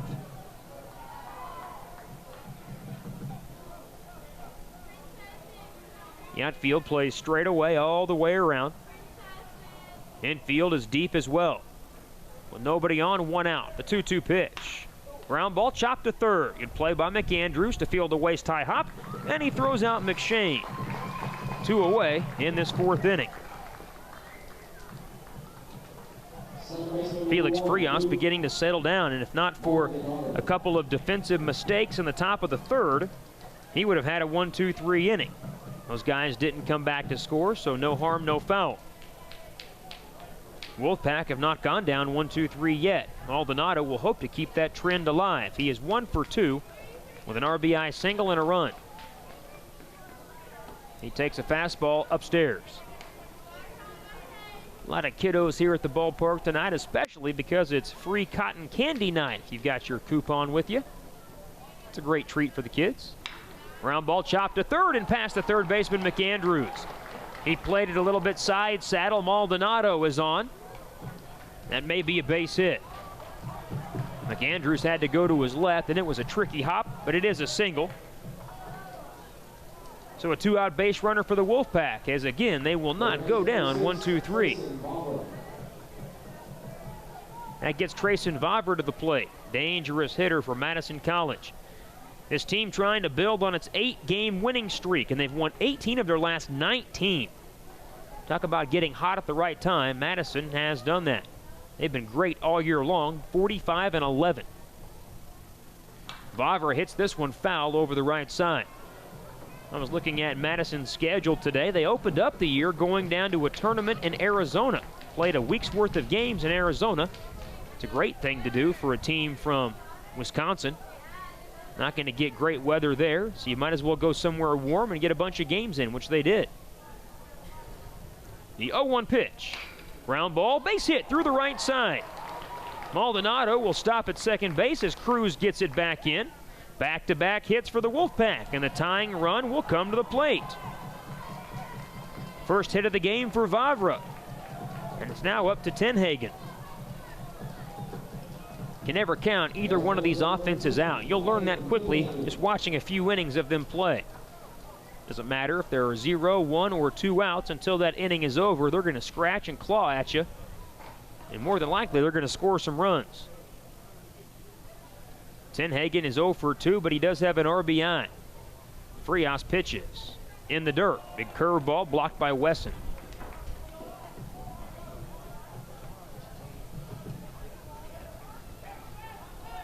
Landon Tenhagen, with his 0 for 2, is now 4 for 9 during the World Series with 4 RBIs. Well, 5 RBIs after his 1 in the first inning. Frias steps off the rubber and looks the runners back. Maldonado has outstanding speed. Vavra better than average at first. Madison will not be shy to steal third if they think they can. Here's a hard foul into the net off to the right. 1-1 on Landon Tenhagen. He, like most of the team, is from Wisconsin. Back Burlington, Wisconsin. 6'2", 205.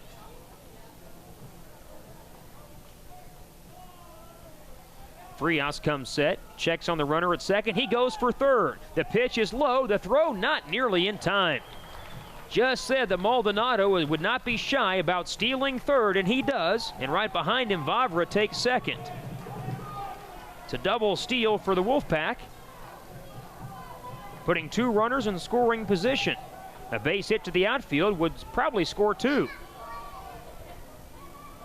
Good read by Maldonado. He was off and gone. 2 balls and a strike on Tenhagen, and the pitch to him. That's over, but low. 3-1. Barsness waits next. 8-5 Western Oklahoma State in the top of the 4th inning. Madison jumped in front 4-0. Western took a 5-4 lead. We were tied at 5, now 8-5. And on 3-1, Tenhagen takes a walk. Ball 4 is way outside. That loads him up for Barsness. There's still a right-hander getting loose for Western Oklahoma State. He's been up since the first inning. He's probably thrown maybe a full game down there just waiting for his call. I believe that is Michael Peoples. So now it's Barsness. Bryce has a hit. He also reached on an error and scored a run. He represents the go-ahead run. The tying run, Tenhagen is at first. And Frias's pitch. Right down central, a strike at the belt. Nothing has been easy for either pitcher tonight. Or if you're Madison, either set of pitchers. Frias has gone the entire way, allowing 5 runs on 8 hits. The 0-1. Check swing on a ball in the dirt. It's stopped by Wesson. Barsness held up. Madison wears their gray pants and navy blue tops trimmed in gray. Western Oklahoma State, the all whites, trimmed in green and gold. Western in green across the front of their uniforms. Frias decides on the stretch. And the 1-1 pitch. Inside as Barsness flinched and got out of the way. Bryce Barsness having a heck of a tournament. 8 base hits in 13 at-bats. That's pretty impressive. He stands in the dead center of the batter's box. Not deep, not up, and does not crowd the plate. He's off the plate, the 2-1. Ground ball, chopped to second, should end the inning. Figueroa has it. He'll go to the bag himself, and Madison will strand. The bases loaded. No runs, a couple of hits, 3 left on. Frias works out of trouble. As we go to the bottom of the 4th inning, it's 8-5, Western Oklahoma State. This is the NJCAA Division II World Series, presented by Advanced Pierre Foods. The thrill of victory on the baseball field is a direct result of the hours of practice in the batting cage and the bullpen. Bottom line, it takes hard work when nobody's watching to join your team on the big stage as you compete for a World Series title. Advanced Pierre Food Company believes in supporting all Enid sports programs and local events, and they are proud to sponsor the NJCAA World Series. Advanced Pierre Food would like to wish the players, coaches, and fans good luck in the JUCO World Series. Let's play ball from Advanced Pierre Food Company. It's the annual Memorial Day blowout sale. Now's the time to buy at the Mattress Hub. The deals are crazy. Save up to $600 on Tempur-Pedic's most popular model, the Cloud Supreme, plus free delivery. Save up to $400 off on Certus iComfort. On select mattresses, buy a bed, get a bed free. All this plus up to 4 years interest-free financing and a 1-year comfort guarantee. It's a Memorial Day sale you don't want to miss. Only at the Mattress Hub. Follow the cheap sheet to the Mattress Hub.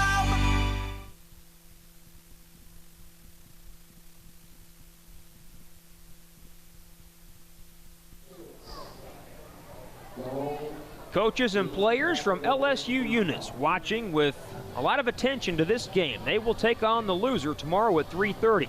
We invite you to contact us here in the broadcast booth. A number of ways to do that. Go to Facebook and search CTB Sports, or on Twitter, it's at CTB Sports, or use the hashtag D2Series. That's D, the number 2, Series. Like to hear from you. First pitch curveball's a strike to Marty Dunlap, leading off the 4th inning. Dunlap is 2 for 2, facing Danny Sullivan as Western Oklahoma State leads 8-5 over Madison. And Dunlap flies one foul deep over the right side. Pioneers have become the team in Region 2 and in the Midwest District, or pardon me, the Plains District, I guess I should call it. They've been to the World Series 5 straight years. As Dunlap tries to check his swing on the ball in the dirt. I don't see an appeal yet. Apparently he held up. So 2-1 on Dunlap.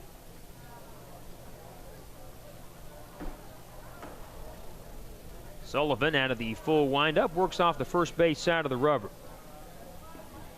And the pitch. A line drive to right field, sinking, and a diving catch made by Nathan Pollock in right. What a play by Pollock. He robs Dunlap of his 3rd hit. Dunlap had lined to left center. He'd gone to right center, now tried right, and Pollock takes one away. Leadoff man gone. That brings in Michael Cruz. Second time in 4 innings that leadoff man retired. As Cruz takes a curveball outside. Boy, Dunlap swinging a hot bat. That was a line smash, but Pollock just made a great play. Seen a lot of good diving catches during this tournament. Cruz fouls it off over the left side. Dalton Luschke from DMAC has become an internet sensation. We put his video up on YouTube. I shouldn't say we. Mike and Tom Nelson put his video up on YouTube. Already has had a number of hits. You should search that from the D2 series. It's outstanding. Cruz takes it high and outside. Little publicity for the tournament. Go on our Facebook page at CTV Sports. You can see it as well. 2-1 count on Michael Cruz. The pitch. Swing and a miss. He chased a high, hard one. It was out of the strike zone.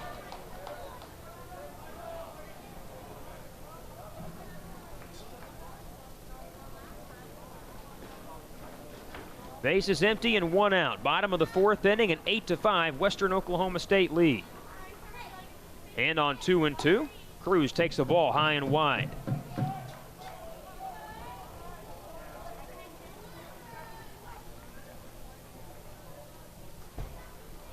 Infield, outfield, all deep for this very strong left-handed hitter. And the payoff is ball 4, and Cruz takes a walk. Cruz has happy feet there in the batter's box, and he was jumping around as that pitch came home and low, and he was just hoping it wasn't strike 3. So a runner is on for Elvis Rodriguez. Neither one of these teams has yet gone 1-2-3. It's been that kind of night. 13 runs scored. We're just in the bottom of the 4th inning. 16 combined hits and a couple of errors. Rodriguez is 0 for 2. Sullivan delivers. Nice curveball on the inside corner. Strike 1. Figueroa waits in the on-deck circle. He's been a one-man terror. 2 home runs for him. Both have been solo shots, so you know that Western would love to get him up with people on base. The 0-1. Swing and a miss. Rodriguez took a home run hack and he whiffed at a curve. These Pioneers, the defending national champions, they nearly didn't make it here to Enid. Dodge City, Kansas beat them in the first championship game, then Western eked out a 7-5 win in the if necessary game. As Rodriguez fouls one off over the right side. That's into the crowd. Luckily, it lands on top of the overhang, so not amongst an area that had several kids in it.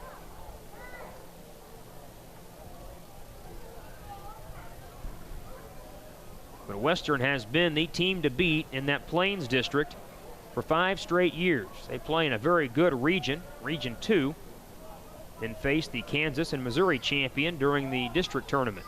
Moved to first, back in safely as Cruz.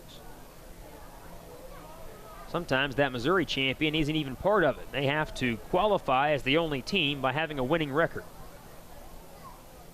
Sullivan's 0-2 pitch. Check swing. Did Rodriguez hold up? Yes, he did on the appeal to first. High fastball by Sullivan. Rodriguez thought about going around, but held that bat head back. Elvis has a home run during this World Series. He has extreme power. And the 1-2 pitch to him. Curveball up and in. In fact, Rodriguez, a .380 hitter, 13 home runs. That's in the top 10 in the country. And 55 RBIs. And you add the home run that he hit during the series, he's ranked 4th in the country. The 2-2 pitch.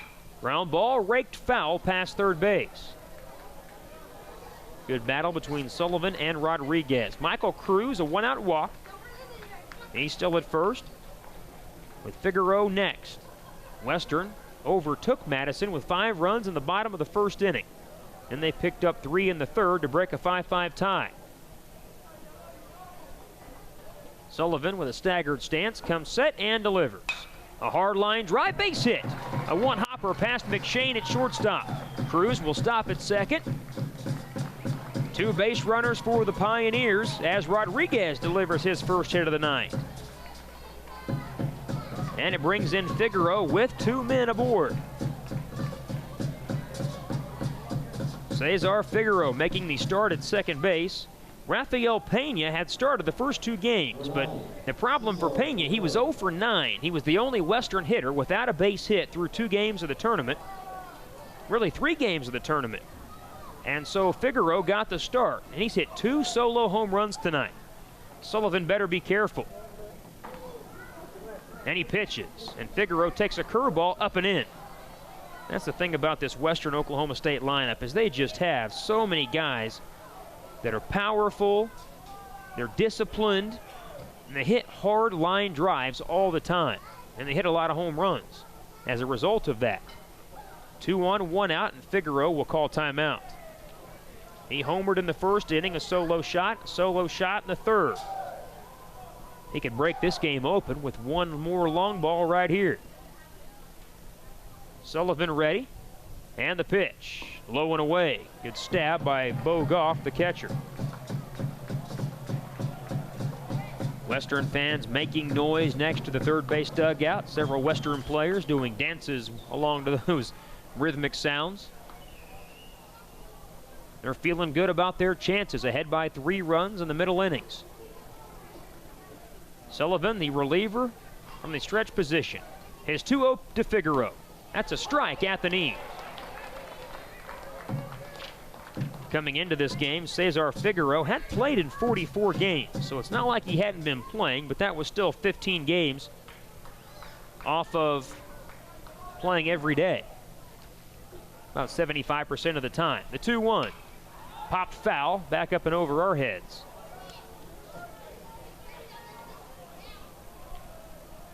The winner of this game will take on Heartland, Illinois tomorrow night at 7. And if you win that game, you are in the championship and have to be beaten twice. You could win it on Friday night. And if you don't win it that night, you could win it Saturday night.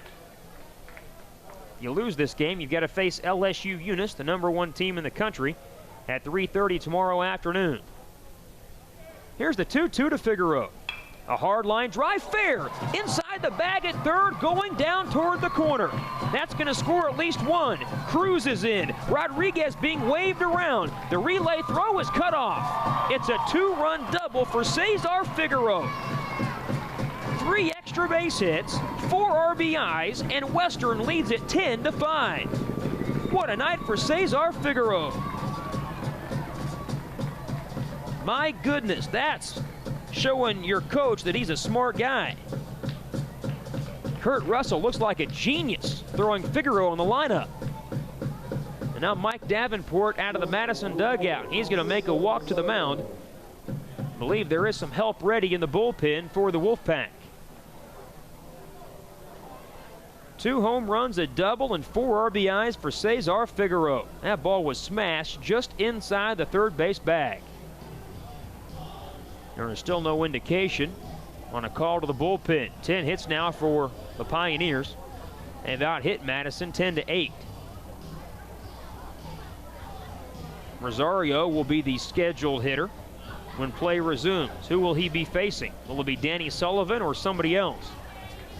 Sullivan entered the game in the first inning with 2 outs.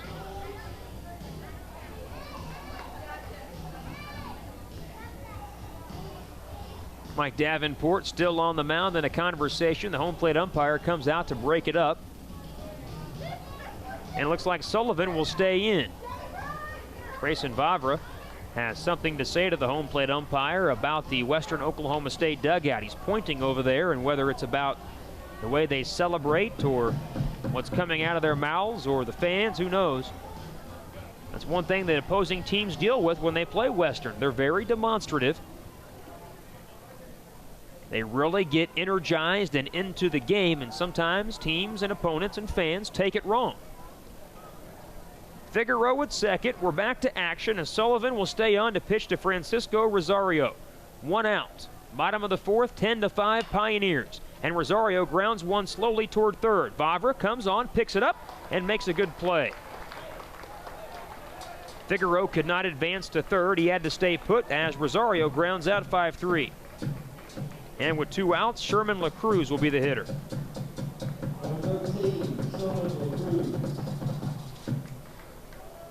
I just look at this Western Oklahoma State team and think about just how deep they are. They have Manny Marmol, who has only played in 17 games this year, and he's won the home run derby the last 2 years. Doesn't have a home run during the year, but that's the kind of pop they've got on their bench as LaCruz swings and fouls one back into the net. This year's Western team didn't have quite the power numbers that some of the past teams have had, where they've just absolutely crushed home run records, but they definitely have the power ability. Runner at second, 2 outs, and the pitch to LaCruz is on the way. A curveball for a strike came in at the belt. Sherman has a hit, a stolen base, and a run scored. He's also flown out to center field. Wind has almost died down. It's turned into a gorgeous night with clear skies off to our east and to our south. The 0-2. Strike 3 call. Caught him looking on a curveball to end the inning. With the damage done, Western Oklahoma State gets 2 more runs on a pair of base hits. They leave a runner stranded. On to the 5th inning. Western 10, Madison 5. This is the NJCAA Division II World Series, presented by Advanced Pierre Foods.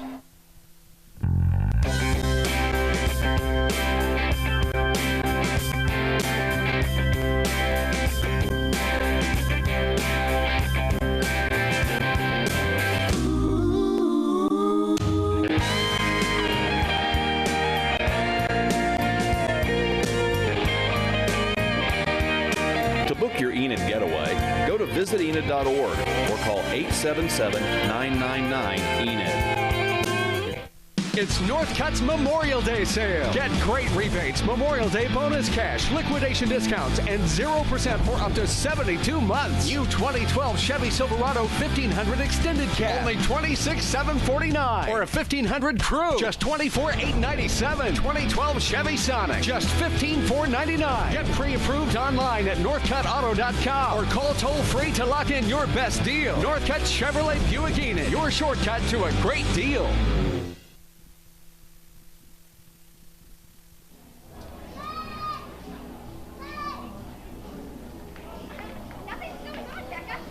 Western Oklahoma State has scored in 3 out of 4 innings. They lead 10-5 over Madison College in our winner's bracket matchup. The only 2 teams that remain undefeated.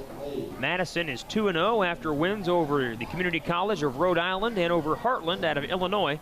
Western has beaten Grand Rapids, Michigan, Scottsdale, and DMAC, trying to beat their 4th different opponent. Madison back to bat in the 5th inning. First pitch swung on and missed by Jake Page. Felix Frias continues in this contest. You never thought he might make it out of the 1st or 2nd inning after giving up 5 runs over the first 2. 4 runs in the 1st inning. He almost got pulled at that time. Here's the 0-1.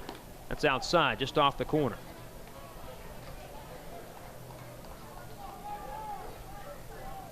Michael Peoples has been warming. Left field bullpen, he's still there. Now the 1-1 pitch. Hard line drive to shortstop. It's caught just off the dirt top by Rosario. A sinking line drive off the bat of Page was right at Rosario. The question was he going to pick it on a hop or be able to catch it before it hit the dirt? The answer was the first one. So a line out, and Page is out number 1. That brings in Nathan Pollock. Pollock is 0 for 2, striking out and flying out to center. He takes a fastball too high. Felix Frias went 5 1/3 innings in the victory over Grand Rapids, Michigan. Got the victory that night. It was a 7-inning run rule. He delivers. A high pop-up hit on the right side of the infield in the shallow right. Right fielder Cruz will come on and call off Figueroa to make the catch. So 2 are down. Neither team has gone 1, 2, 3. In the 4th inning, Madison's first 2 men were out. Then they had back-to-back hits and a walk to load the bases, but never could score. They had the go-ahead run at the plate, tying run on, and Western came right back and scored 2 more to extend the lead. Eric Ducharme takes a high and tight fastball, and he ducks out of the way, going down to his backside. He ducked and then bear crawled around the left-handed batter's box. Left-handed hitter has bounced out to second base in both previous at-bats. He takes it upstairs, 2-0. One thing Frias has not done is walk a batter. Well, as I say that, I look and see that he did last inning. Pardon me. Did Mom ever tell you to think before you speak? It's kind of one of those scenarios there. There's a strike at the knees. 2 balls and a strike.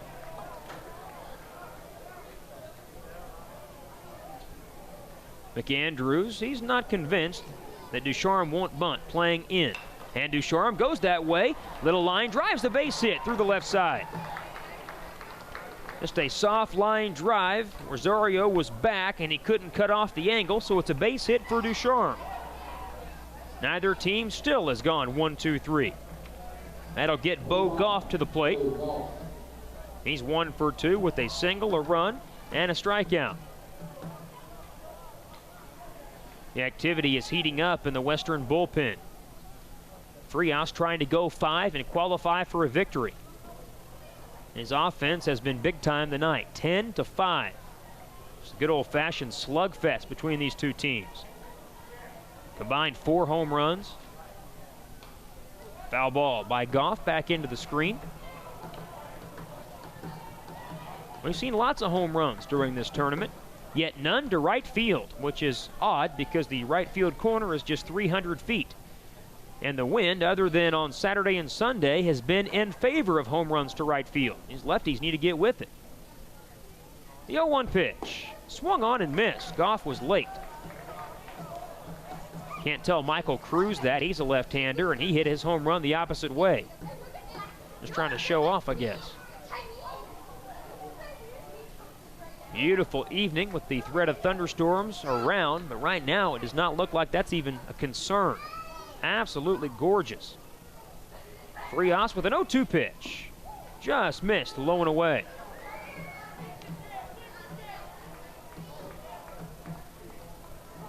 Hazel Wesson liked that pitch because it was low and outside. Real close to being a strike. Goff trying to keep this inning alive and get it to McShane, who has a couple of hits tonight. The check at first and the 1-2 offering. Swing and a miss. He struck him out. A hard curveball. Goff is down on strikes. 5 on the night for Frias. A 2-out hit and a man left for Madison. We're halfway home. It's 10-5 Western. This is the NJCAA Division II World Series presented by Advanced Pierre Foods. Let me tell you about my college, Lackawanna College. A 2-year, highly respected college that can prepare you for a career or to move on to a 4-year program. 5 regional locations, over 30-degree programs, and more. I'm a future paramedic who found my future at Lackawanna College. Call or visit today and we'll help you find your future.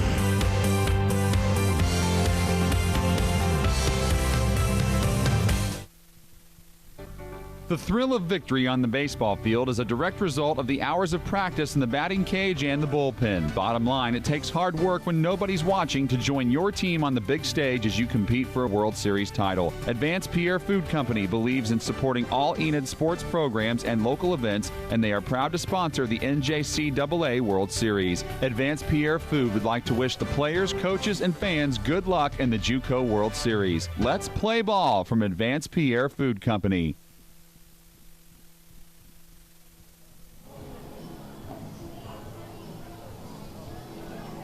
Western Oklahoma State with a 10-5 lead over Madison, Wisconsin. Stay with us after this game and every game of the World Series. We'll name our Wings to Go players of the game. Wings to Go at the corner of Cleveland and Garriott in Enid. They, of course, have their simply great wings, but burgers, salads, wraps, and a whole lot more. Stop by and see Brian and the folks behind the Starbucks. Cleveland and Garriott, Wings to Go, don't you know? Sponsor of our players of the game. Sean McAndrews leads off the 5th inning for the Pioneers and takes a curveball for strike 1 from Danny Sullivan. Sullivan has come on and pitched since the 1st inning. He's allowed 5 runs himself and gets a sky-high pop-up on the infield. Who's going to take it? Second baseman Maldonado will take it, and just to the right of the mound has the catch. Leadoff man is retired as McAndrews hit a major league pop-up into that clear blue sky. Checking out the weather pattern and the radar, there are some thunderstorms way off to our northwest. We look to be pretty good shape for the rest of the night, at least until this game is over. Here's Hazel Wesson. He swings and fouls one at home plate. Hate to speak too soon because we all know in Oklahoma how quickly storms can just pop up and ruin your night. Right now we look to be in pretty good shape. Not a breath of wind currently in the ballpark. The American flag in right center lying limp. The 0-1. Hit him. A curveball inside, and Wesson gets hit by a pitch. Hazel Wesson has seemed to be a magnet for pitches during this tournament. That's the second time he has been hit and the 5th time that a Western Oklahoma State hitter has been hit. Second time in this game. So Wesson is aboard, and Esteban Paula is the hitter.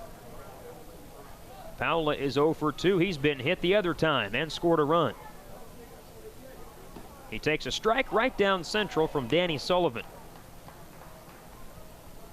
3 2/3 thus far for Sullivan. He's given up 5 runs on 6 base hits. The starter, Poirier, went just 2/3 of an inning.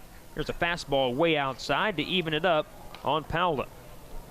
Poirier went 2/3, 5 runs, 5 earned, 4 hits, a walk, and he hit a man.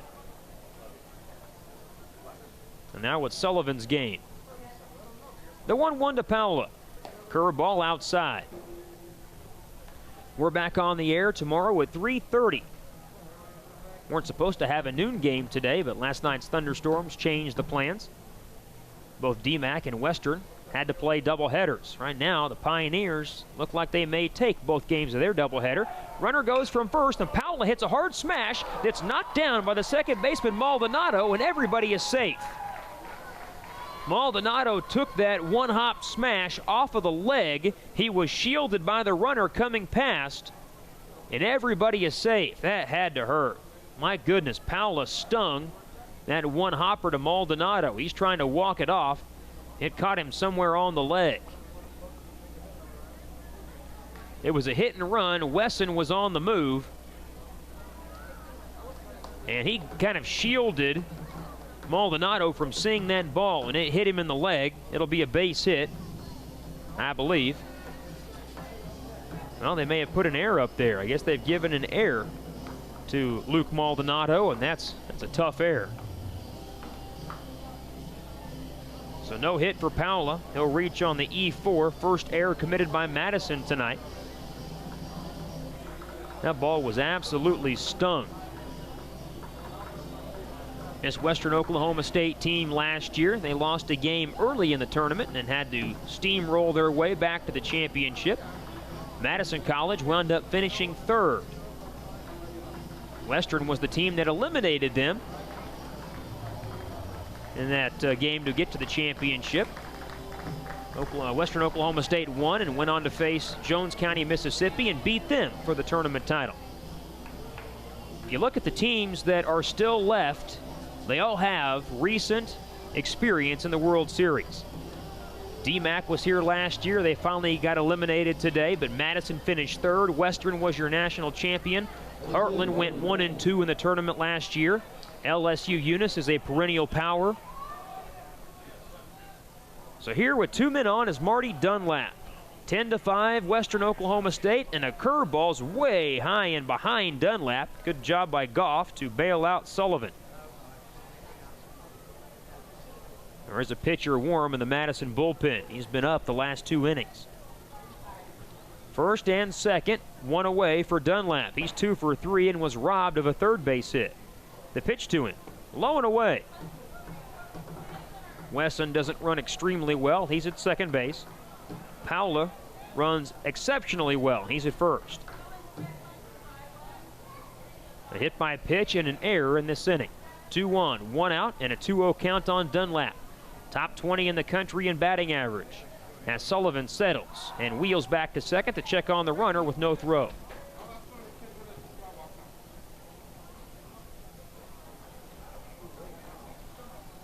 Madison jumped out to a 4-0 lead. Western scored 5 in the bottom of the first, and they have never trailed since. We were tied once at 5 apiece. As Dunlap takes ball 3. 3-0. This may be the last hitter for Sullivan. Madison has the kind of offense to make a comeback, so you can't let this get too out of hand if you're Mike Davenport. Will Dunlap have the green light on 3-0? He's taking all the way and takes a strike. Michael Cruz, an oh-so-dangerous hitter, is in the on-deck circle.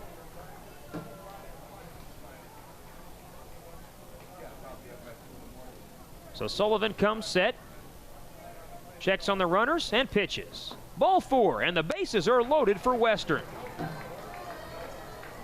Without a hit in this inning, the Pioneers have loaded them up.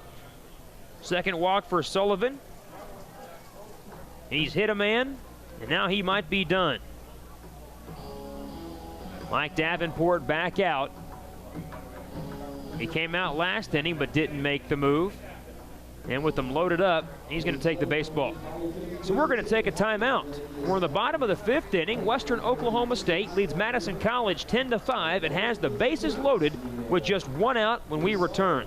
We'll pause. This is the NJCAA Division II World Series presented by Advanced Pierre Foods.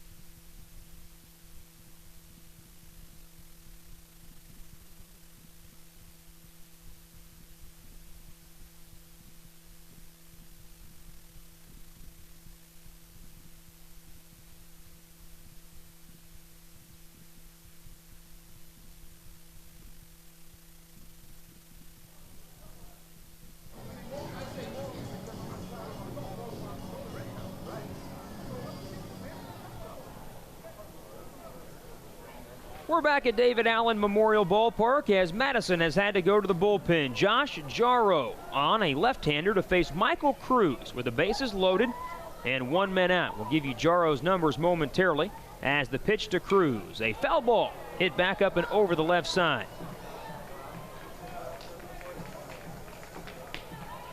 Jarrow is a sophomore from Green Bay, Wisconsin. He has not pitched yet during the World Series. Trying to get the Wolfpack out of trouble. Western leads at 10-5 in the bottom of the 5th with them loaded up. And Cruz, a swing and a miss. Big hack at a curveball that wound up in the dirt. For Jarrow this year, he is 1-3 with a 3.81 ERA and 2 saves. 28 1/3 innings pitched, 28 runs, 22 of them earned. He's walked 14 and struck out 26. Big spot here. Cruz trying to extend the lead. Jarrow needs a double play or a strikeout. Lefty on lefty, and the 0-2. A swing and a long one. This one's hit well to right center field. Pollock going back into the alley, and it is gone. It's a slam for Michael Cruz. A grand slam that has extended the lead. Western leads it by 9 runs. It's 14-5. 2 home runs and 7 RBIs for Michael Cruz in this contest. He has absolutely blown the game open. On an 0-2 pitch, Josh Jarrow threw a hanging curveball and Cruz did not miss it. Near the 369 sign in the right center field alley. That is a big blast. It is now 14-5 Western. Now the Pioneers are 1 run away from the 10-run rule and ending this game well early. So Elvis Rodriguez is the hitter. And a pitch inside and low to Rodriguez. 3 of those runs are charged to Danny Sullivan. Sullivan winds up giving up 8 runs. 7 of them earned. Walked 2, struck out 3, hit a man. Now the 1-0 to Rodriguez. Checks his swing and a pitch is in the dirt. 14-5 Western Oklahoma State. It happens just that fast for the Pioneer offense. Tonight for Rodriguez, he has a hit and 3 trips. That hit came back in the 4th inning and he scored a run. Jarrow, the reliever. There's ball 3 off the plate.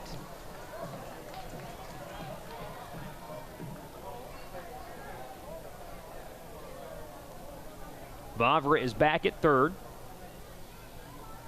Rest of the infield deep as well. Will Rodriguez have the green light? He does, and he pops it up on 3-0 to the second baseman. Maldonado is there to make the catch. Well, you like the aggressiveness of Rodriguez, but on 3-0, he didn't get a very good pitch to hit and wound up popping up. So that brings in Cesar Figueroa. It was almost a guarantee that Figueroa would be the Wings to Go player of the game until Michael Cruz hit a grand slam, his 2nd homer, and he's driven in 7. So Figueroa could maybe claim that title again. He's had a great night. 3 hits, 2 homers, 4 driven home, and he almost gets hit by a fastball high and tight.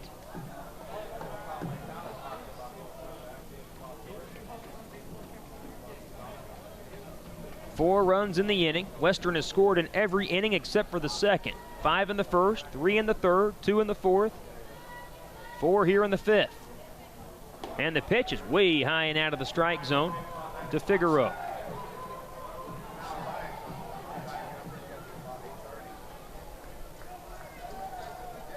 Madison hoping just to extend the game. Avoid giving up a run here. We will play on. The 2-0. Inside, and Figueroa spins out of the way. Nearly hit again by that pitch.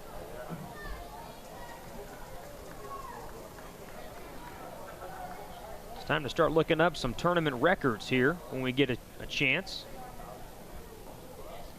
Western may start to put some together, and there's ball 4, and the winning run is on base as Figueroa has reached safely all 4 times. The game record for runs is 22. Western Oklahoma State has broken the game record for home runs. It used to be 3, and tonight the Pioneers have hit 4 home runs collectively as a team. That's a new team record. We'll have to look through some individual records as well, because Michael Cruz may have done that tonight.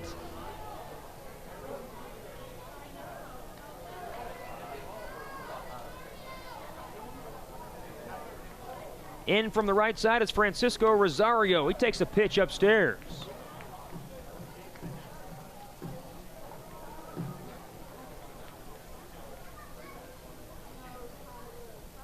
Outfield is all playing deep as Rosario has a hit, a walk, and a couple of runs scored. He checks his swing and takes a pitch in the dirt.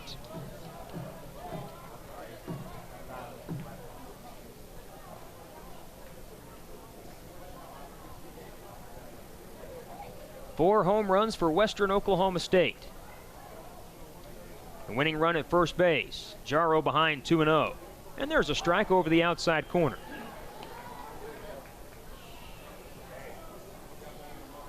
This Western team picked up a lot of momentum from that win over DMAC. What a good game that was. They were able to scratch off a couple of runs late and win it 3-1.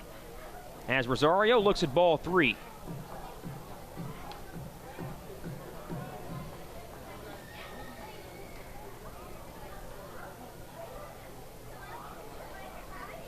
Looking here at the record book for the World Series, and twice it says game records for home runs, but it lists it 2 different ways, as Rosario fouls a pitch off over the right side. In one category it says 3, the other one it says 4. Not sure what that's exactly all about. Either way, you can add Western Oklahoma State's name to that.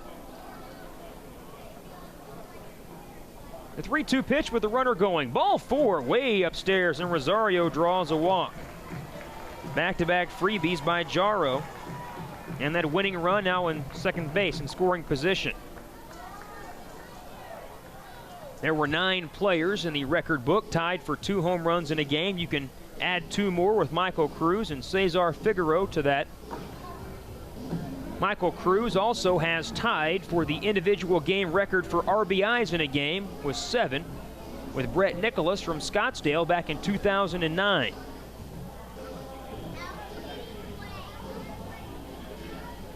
Madison having a conversation with their infielders out behind the mound. So just a couple of records that have been tied here tonight by Western Oklahoma State.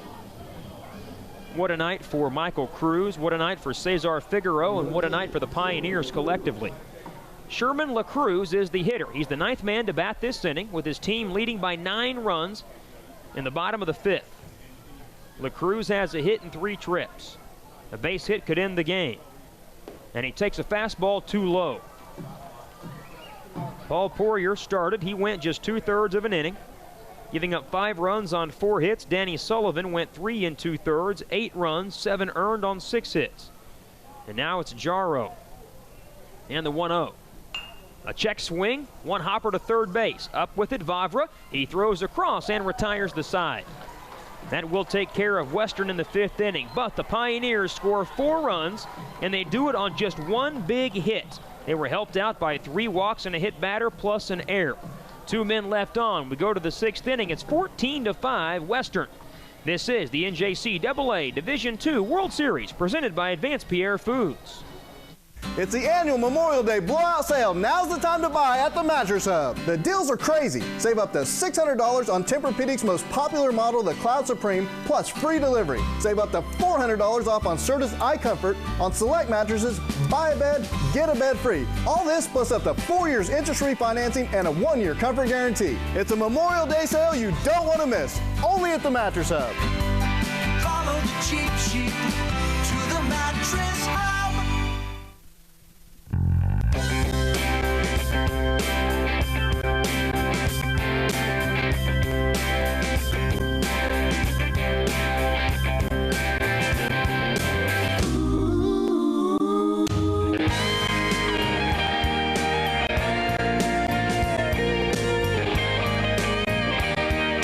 To book your Enid getaway, go to visitenid.org or call 877-999-ENID.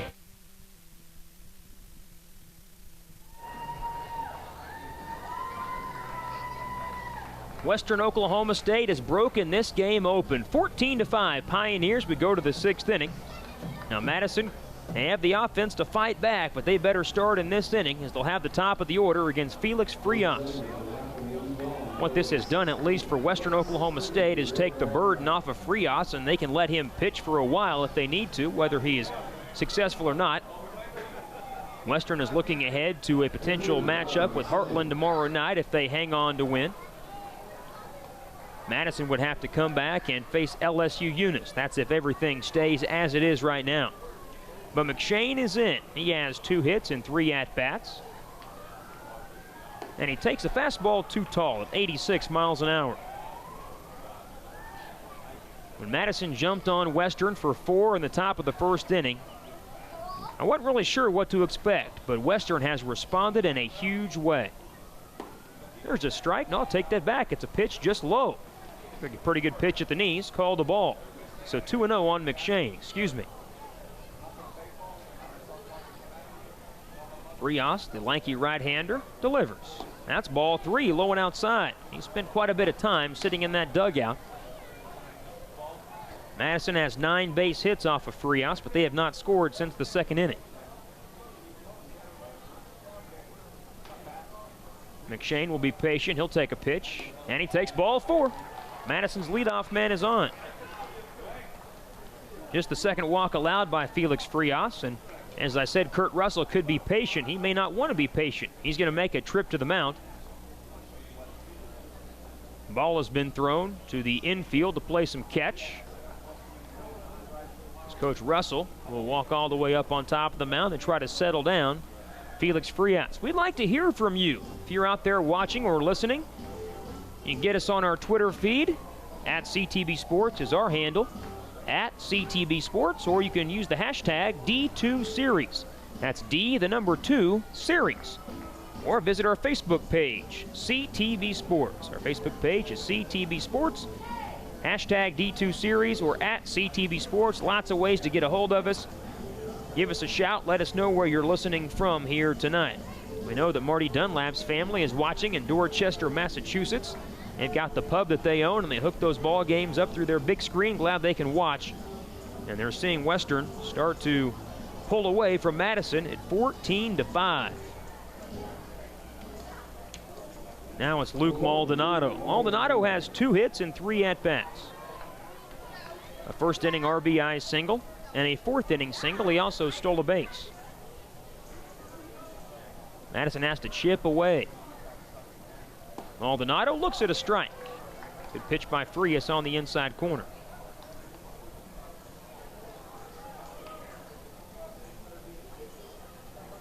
McAndrews a few steps back of 3rd. Middle infield is shortened up for a double play. And a ground ball chopped to shortstop. Coming to get it, Rosario to 2nd, out. Back to 1st, safe. Good dig as the ball was in the dirt. Rodriguez picked it out cleanly, but the bounce in the dirt took enough steam off of it that Maldonado was safe. McShane is forced out at 2nd, 6-4 for the 1st out, but Maldonado reaches on the fielder's choice. How to bring in Trayson Vavra. Vavra has a hit. He's also sacrifice bunted and struck out.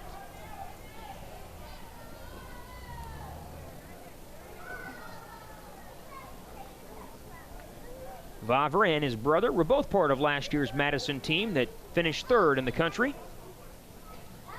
Back-to-back outstanding years for Mike Davenport and his squad.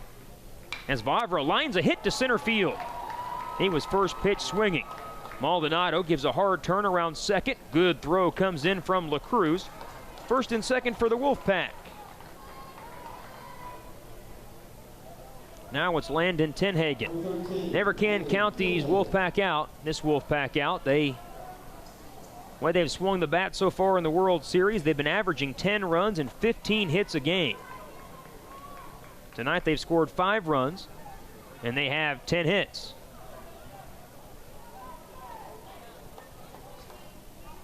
Two on, 1 out for Tenhagen, who is 0 for 2 with the walk. He does have an RBI to his credit. Felix Frias pitching into the 6th inning. And he delivers. High for a ball. Frias went just 5 1/3 in the victory over Grand Rapids on Saturday night. So he's right at that mark now. Can he surpass it and get through the 6th inning? Westerns to the point that they're in run rule territory. They need just one more if they can hold Madison scoreless in this inning. Frias' delivery. Looped down the right field line. Will it stay fair? Yes, it's fair and into the corner. It ricochets off the corner and might score 2. Maldonado is in. They're going to hold Vavra at third. It's an RBI double by Landon Tenhagen, and that makes it 14-6. Tenhagen with the double down the line. It just stayed fair. This Wolfpack will not give up, and that's going to be all for Frias. He can't break the 5 1/3 mark, and so be taken out of the game. New pitcher will come on for Western Oklahoma State, and we're going to step aside. We're in the top of the 6th inning. It's 14-6. This is the NJCAA Division II World Series, presented by Advanced Pierre Foods.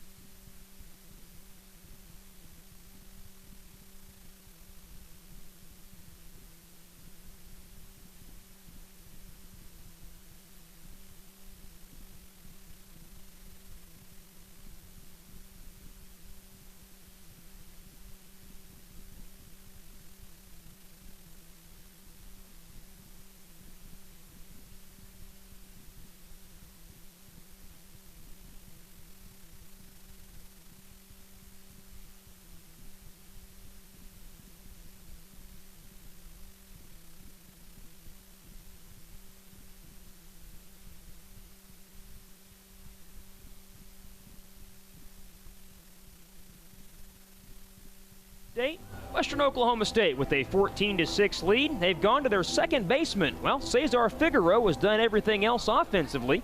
They bring him on to pitch in relief of Felix Frias. Some of the numbers this year on Figueroa. He has worked just 10 2/3 innings. It's his 12th appearance. He is 0-0, does not have a record with 1 save. 7 hits, 4 runs, 11 walks, and 13 strikeouts. He'll pitch to Bryce Barsness with runners at 2nd and 3rd and 1 man out. And Barsness takes a fastball for a strike at 94 miles an hour. Figueroa's got a gun on that right shoulder. Barsness tonight has a base hit, a run scored, and has reached on an error. He's 1 for 3. 14-6. The 0-1 pitch. Swing and a miss.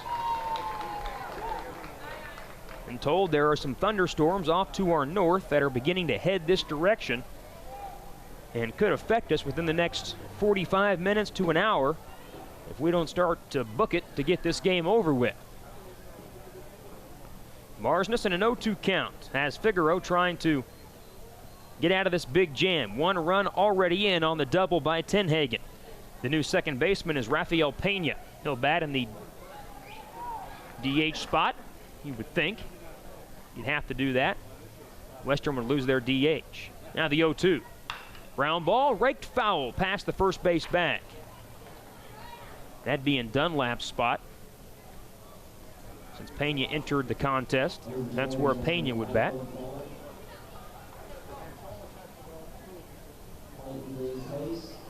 Jake Page waiting in the on-deck circle. We're in the top of the 6th inning, 14-6. The lead for Western Oklahoma State. Now the 0-2. Strike 3 call. He caught Barsness looking on the outside corner. Another blazing fastball by Figueroa. It's the second out. Frias went 5 1/3 innings tonight with 11 hits, 5 strikeouts, and 2 walks. So now Figueroa will deal with Jake Page. Page has a 2-run homer, a line out to center, and a line out to shortstop. He's hit the ball hard 3 times. That one to center field, the Cruz made a nice play on a diving catch.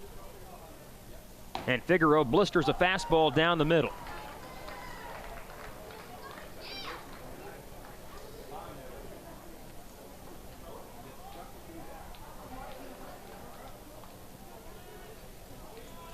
With 2nd and 3rd and 2 away. Figueroa trying to work out of the jam. The 0-1. That's in the dirt. He caroms away from the catcher, but not far enough for the run to score.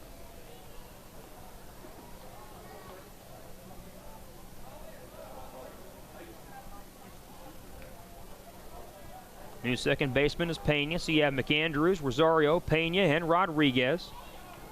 With Wesson behind the dish and Figueroa on the mound.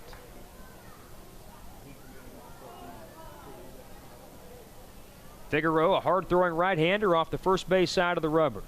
His 1-1 pitch, just outside. Now they're at 94. Could be a stormy night around Enid. We just hope to get baseball finished up prior to those thunderstorms coming through. You could take some rain on this field, take up quite a bit of rain, in fact. I'm sure they'll try to get the tarp down. First game not till 3:30, so no big deal to get some rain out there in that grass. It'll green it up. The 2-1. Foul back.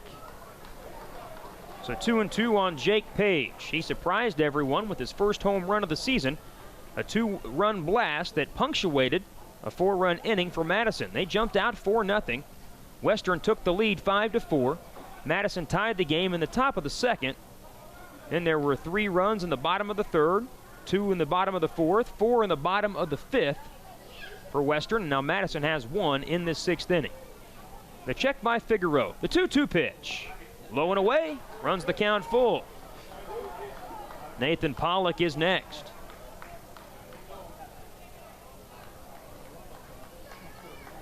This Madison club had 19 hits in that victory over Heartland. 18 of them were singles. They just kind of pecked at Heartland to death, beating them 13-4. Right-hander gets loose in the Western bullpen as time has been called. There currently is not a breath of wind here in the ballpark. It's very pleasant, in fact. It's kind of the calm before the storm, and we do know that storms are headed this way. Figueroa comes set. His 3-2. Popped him up on the infield on the right side. He's calling everyone else off. The pitcher, Figueroa, dancing with that pop-up, and he dropped it. And 2-run score. Figueroa was dancing with that huge sky-high pop-up, and he could not make the play. Vavra and Tenhagen both score, and that cuts the lead to 14-8. That's why pitchers, even pitchers that are very adept at playing the field, are not supposed to catch pop-ups because those other infielders have better looks and better angles at it. It'll be a bloop hit for Page, although in my book it should be an error, but it won't be ruled an error because he didn't actually get a glove on it, but he should have. And Western Oklahoma State has seen Madison score 3 runs in this inning, and they're right back in the game. 2-run single by Page. Now it's Pollock. He takes the ball low and inside. That ball was hit a mile high.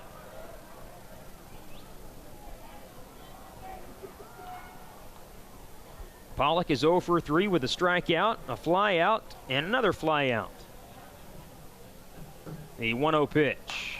Hit foul deep over the right side. All 3 of those runs are charged to Frias and close the book on him. He winds up giving up all 8 of those runs, which all 8 were earned. 11 hits, 2 walks, and 5 strikeouts. Now it's Figueroa's game. The 1-1 pitch. Low. Western Oklahoma State was one base hit away from ending this game in the bottom of the 5th inning, courtesy of the run rule. They left the winning run at second base, and all of a sudden Madison has some life. They've cut the lead to 14-8. Now the 2-1 pitch. Swing and a miss. Figaro's best stuff is just his fastball.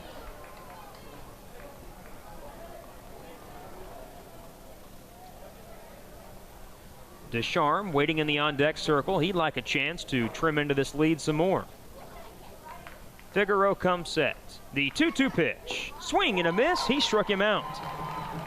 2 strikeouts in the inning for Figaro. The inning finally comes to a close, but Madison gets 3 runs closer. 3 base hits, no errors, and a man left. We go to the bottom of the 6th inning. It's 14-8 Western. This is the NJCAA Division II World Series, presented by Advanced Pierre Foods. It's Northcutt's Memorial Day sale. Get great rebates, Memorial Day bonus cash, liquidation discounts, and 0% for up to 72 months. New 2012 Chevy Silverado 1500 extended cab, only $26,749. Or a 1500 Crew, just $24,897. 2012 Chevy Sonic, just $15,499. Get pre-approved online at northcuttauto.com or call toll-free to lock in your best deal. Northcutt Chevrolet Buick Enid, your shortcut to a great deal. My future is in natural gas technology. My future is in teaching. I'm a future business leader. My future is in computers and IT security. My future is in diagnostic sonography. My future is in human services, but there are a lot of majors to choose from. Lackawanna College offers over 30 degree programs at 5 locations. Lackawanna College helped define our futures. Call or visit today and find your future at Lackawanna College.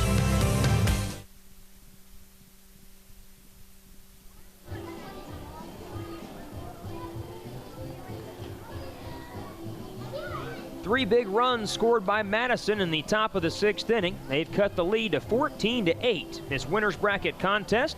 The winner of this game will move on and face Heartland College tomorrow night at 7 o'clock. The loser will have to play at 3:30 tomorrow afternoon against LSU Eunice. Boy, Western let one get away there with that drop pop-up. 2 runs scored for Madison. So Sherman LaCruz leads it off for the Pioneers. Josh Jarrow staying on for Madison. And LaCruz a swing and a miss. Took an off-speed delivery and was out in front. McAndrews and Wesson will follow in this 6th inning. 14 runs on 11 hits for Western. 8 runs on 11 hits for Madison. Now the 0-1. That's a ball. Poirier started, went 2/3 of an inning. Danny Sullivan 3 2/3. Now it's Jarrow's game. He's given up 1 run. That was the run scored by Cruz after his grand slam. Ground ball raked to third on the ground. Vavra sucks it up and throws out LaCruz. Leadoff man retired.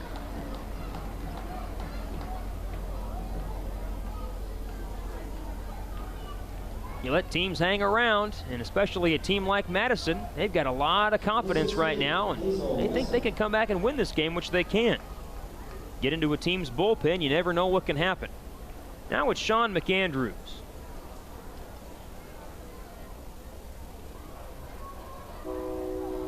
And the pitch to McAndrews is swung on and missed. To take that back, Wesson is the hitter.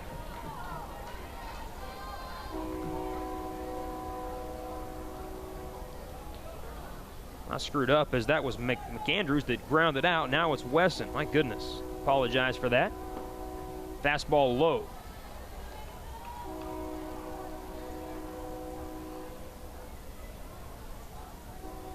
Wesson today has an RBI on a ground out. He's been hit by a pitch and scored a run. The 1-1 offering. Swung on and missed. Jarrow, like a lot of lefties, doesn't throw very hard. Features a big overhand curveball. He's throwing a changeup in there from time to time.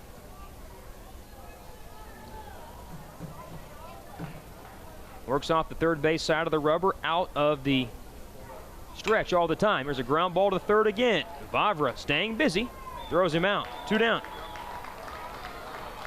If Madison can get a 1-2-3 inning here or hold down Western, get back to the bats, put a couple more runs on the board, just inch a little bit closer, They can make this game very interesting. Jennifer Otto says, "Go Western, go." April Nelson says, "Let's go Pioneers." A couple of new fans of our Facebook page. Annabelle Quandis is watching from Aruba and cheering for the Pioneers. A couple of players from Aruba on this Western Oklahoma State team. Esteban Paula takes a curveball high.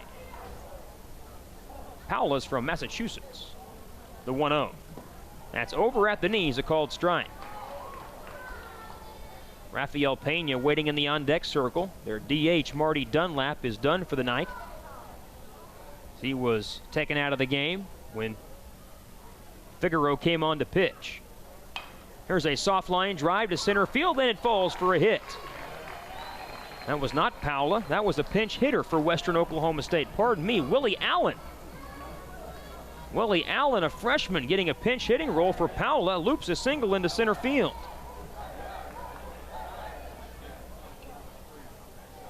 So a runner on with 2 men out for Western Oklahoma State. And it is Rafael Pena. Wonder if everything's all right with Paula. Taken out of the contest, and he's been so good during this World Series. We still have a fairly tight ball game. Things not out of hand by any means, 14-8. As Pena takes 2 tall. Rafael did not start the game tonight.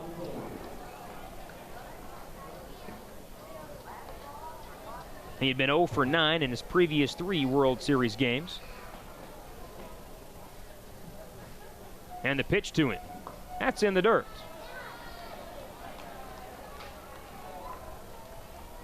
With 2 outs, Willie Allen, the runner at first. Outfield playing straight away and deep all the way around. Pena does have some power. And he swings here, hits a high fly. It's well to left. Tenhagen back, and this one is gone. It's a 2-run homer over the wall and left. As Rafael Pena has lengthened the lead, it's now 16-8. Pena didn't start the game because he hadn't picked up a World Series hit. Well, he just smashed a 2-run homer over the wall and left. And Western Oklahoma State is now alone on top of the record books with 5 home runs as a team, the most in one game in World Series history. Even with 2 outs, they're a threat to score as Pena goes deep.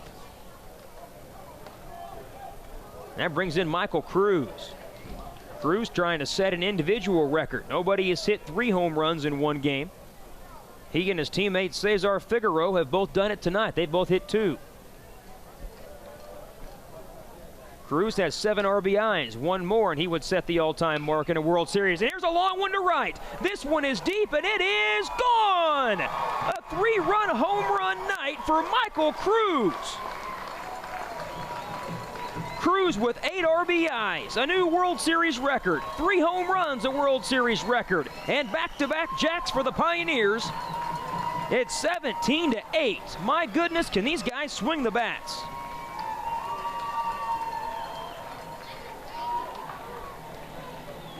World Series records all around. 3 home runs for Cruz. The team has 6 home runs collectively. He's now set the total bases record for a World Series game, Michael Cruz has. He's done a little bit of everything. And these Pioneers are, again, 1 run away from ending the game early. The hitter is Elvis Rodriguez. Back-to-back home runs by Pena and Cruz in the 6th inning.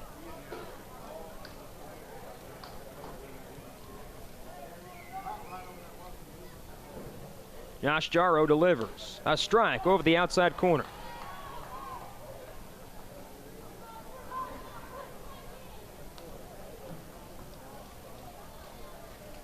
Outfield playing deep and for good reason. As Rodriguez takes a strike. All 8 players need to start doing your first game duties now. All 8 players do your first game duties now. Western Oklahoma State trying to move itself as the only undefeated team along in the winner's bracket. The 0-2 pitch. Strike 3 called. Rodriguez punched out on strikes, but another big inning for the Pioneers. 2 home runs in the inning. They score 3 runs on 3 hits. Nobody left. We're on to inning number 7. Madison has to have 2 runs to keep the game alive. It's 17-8, Western Oklahoma State. This is the NJCAA Division II World Series presented by Advanced Pierre Foods.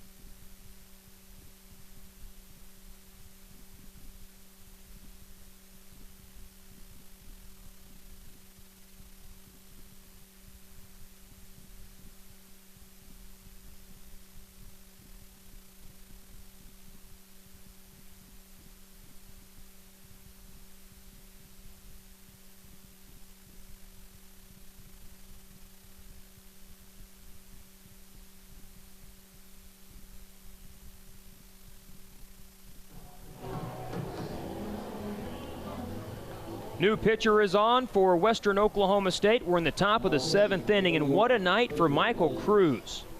Michael Cruz has set new World Series records for home runs in a game, RBIs in a game, and total bases in a game. And Western as a team has set a new team mark with 6 home runs in the contest. Kurt Russell told me the night of the home run derby and the opening ceremonies that Michael Cruz would surprise everybody. Not surprise them, but he would sure show off during this tournament because he had been hot as all get out entering the tournament, and he is certainly showing how good he is and how hot he has been. The new pitcher for Western Oklahoma State is Victor Reyes. He will take the place of Cesar Figueroa, who went 2/3 of an inning. Reyes this year making his 16th appearance. He is 3-0 with a 2.54 ERA, 28 1/3 innings pitched, 20 hits, 11 runs, 8 earned, 20 walks, and 24 strikeouts. And because we're in the 7th inning, the run rule has gone from 10 to 7, so Madison must score at least 2 runs to keep the game and going into the bottom of the 7th. 8, 9, and 1 are due up as Eric Ducharme will face Reyes. And he takes a strike over at the knees. Western 3 outs away from going to 4-0 in the World Series and punching their ticket to a date with Heartland tomorrow night.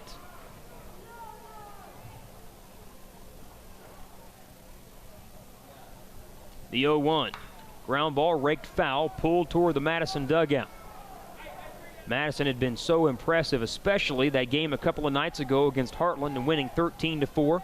They banged out 19 hits. They did it with small ball, 18 singles. Well, Western Oklahoma State is doing it with power. 17 runs on 6 home runs. Unbelievable. The 0-2 pitch. Strike 3 called at the knees. Ducharme down on strikes.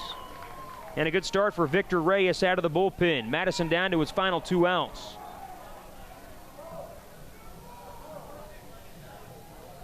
Now here's Bo Goff.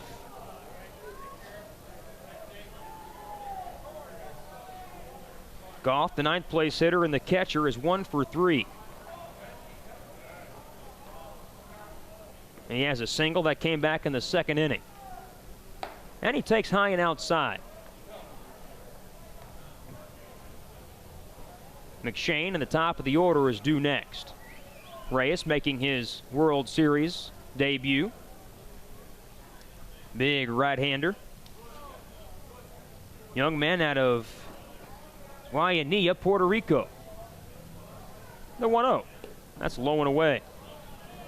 6'3", 210 pounds, and a freshman. Michael Cruz, what a night from him, from the Dominican Republic. One of several players from the Dominican. A lot of Caribbean islands represented by Western's roster. The 2-0 pitch. Up and in. 3 balls and no strikes. So Reyes struck out Ducharme. And now he's behind Goff, 3-0. A lot of hitting room to left center field. As Reyes settles himself, trying to climb the ladder and get back in the count. There's ball 4. And a walk to Bo Goff. Third walk allowed by Western Oklahoma State pitching. They've struck out 7 combined. And that will get McShane to the plate. Ryan McShane is 2 for 3 with a walk. Madison has fared very well offensively. 8 runs on 11 hits. That is definitely nothing to sneeze at. Problem is, the Western's offense has been a lot better. 17 runs on 14 hits. And the pitch to McShane. That's over at the knees.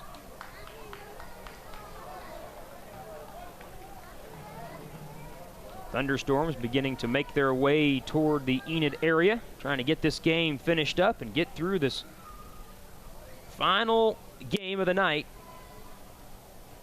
prior to that rain. The 0-1. A soft line drive. That's going to find a home in right field. It's a base hit. Goff stops at second, but the ball gets by Cruz. It goes all the way to the wall, and the runners will advance. So Goff to third. McShane to second off his 3rd hit of the night, and then the error on Michael Cruz lets the runners advance. All Western Oklahoma State needs is 2 more outs prior to Madison scoring 2 runs. A visit coming to the mound from the pitching coach.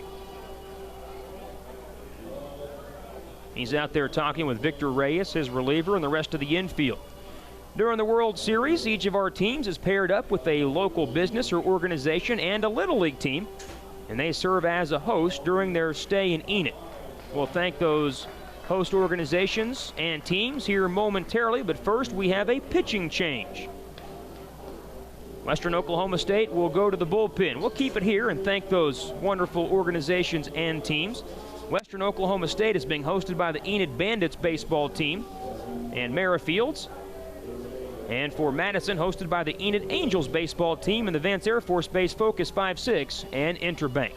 Let's take a timeout. We're in the top of the 7th inning, Western Oklahoma State with a pitching change. When we come back, this is the NJCAA Division II World Series, presented by Advanced Pierre Foods.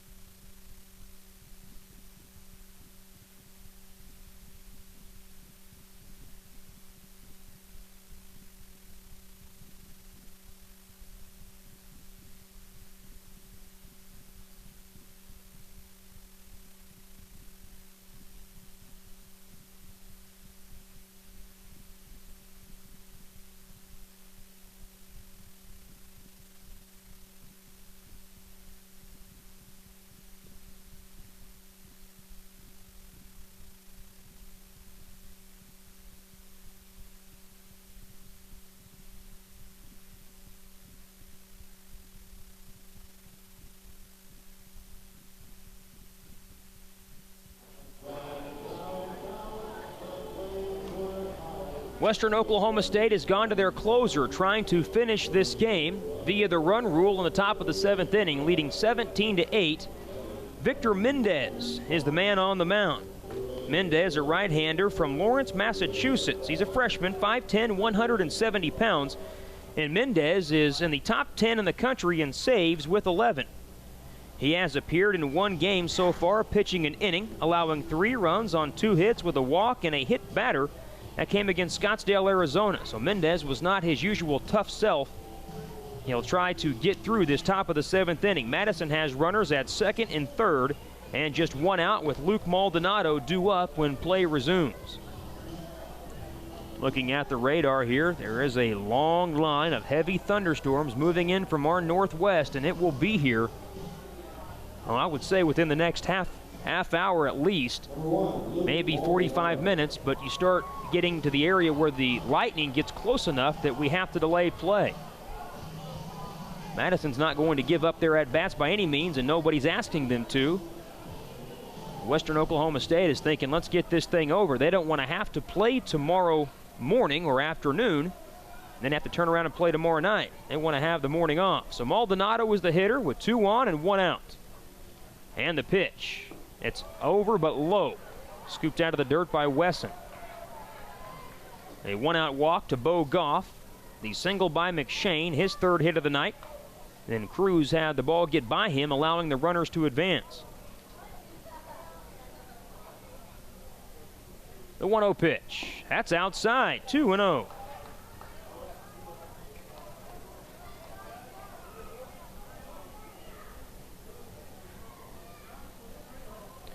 Mendez has come out of the bullpen. He's the 4th pitcher of the night for Western.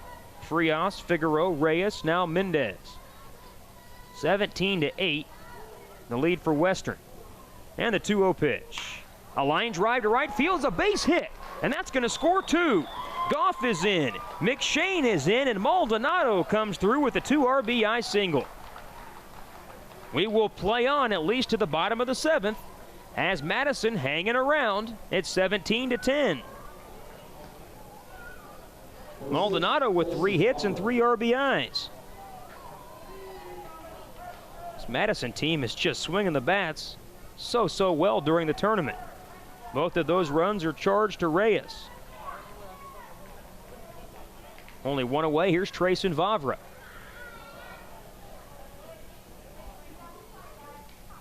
The pitch to Vavra. That's a strike in there at the knees.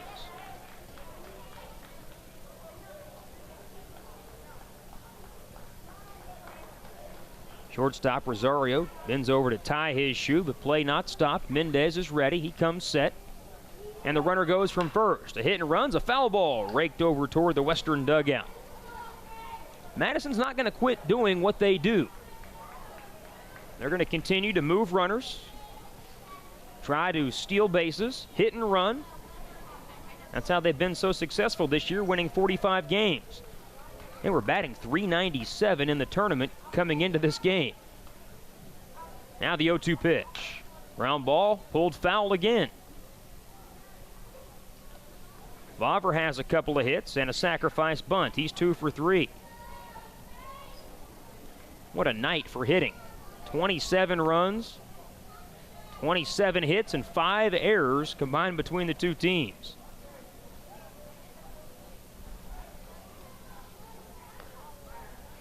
Mendez is set.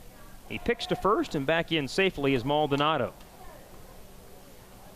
You look ahead for Western in the bottom half of the 7th inning. It'll be the 5, 6, and 7 spots.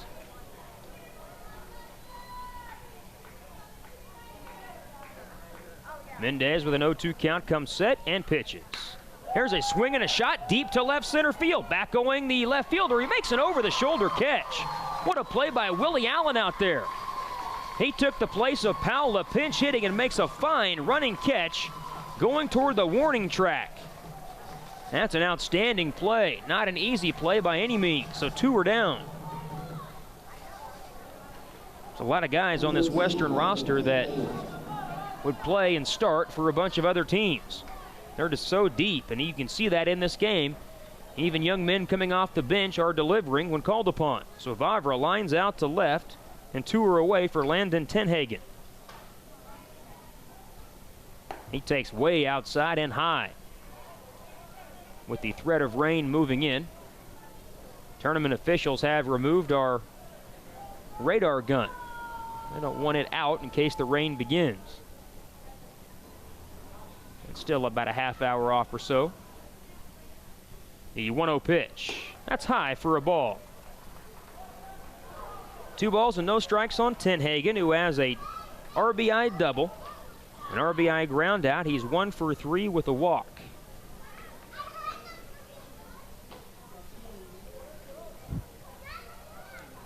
Conversation going on the mound as Rodriguez is talking with Mendez. Mendez not used to giving up hard line drives. Gave up the hit to Maldonado. Vavra's ball was smoked to the left field warning track. Here's the 2-0.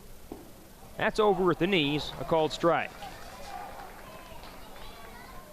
Bryce Barsness waits in the on-deck circle. Will he get a chance?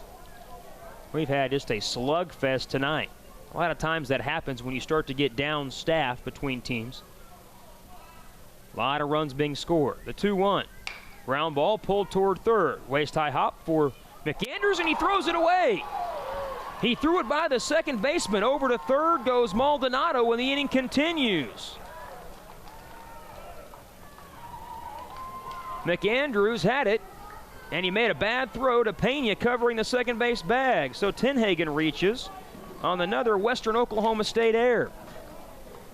And so now Barsness with one swing can make this game interesting.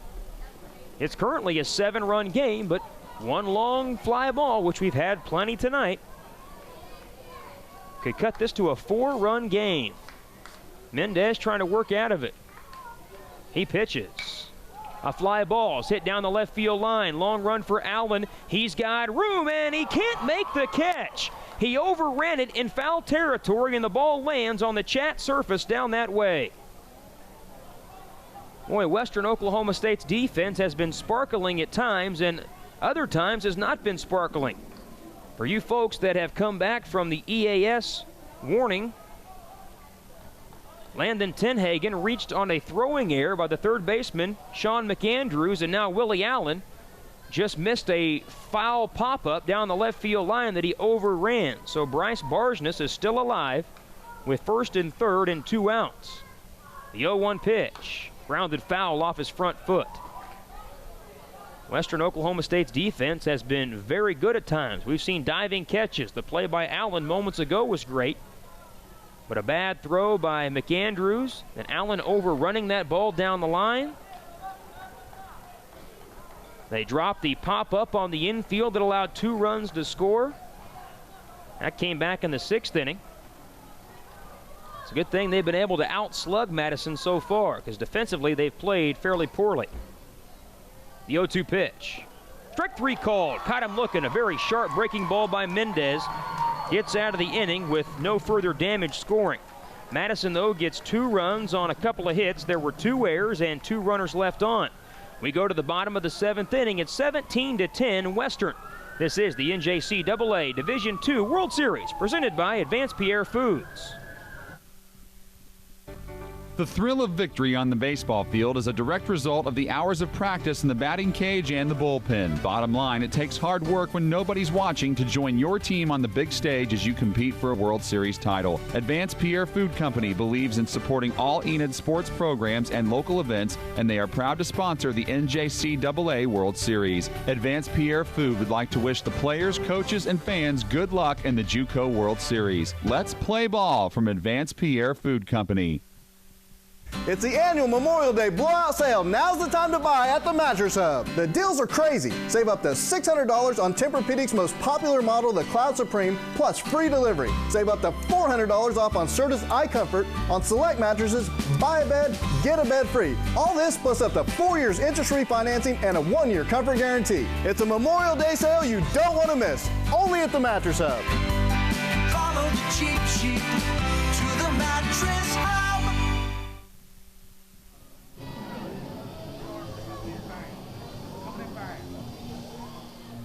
Western Oklahoma State needs 1 run to win this contest via the run rule. We're in the bottom of the 7th inning. It's 17-10 in a slugfest between these two programs. 27 runs and 27 hits, 6 errors.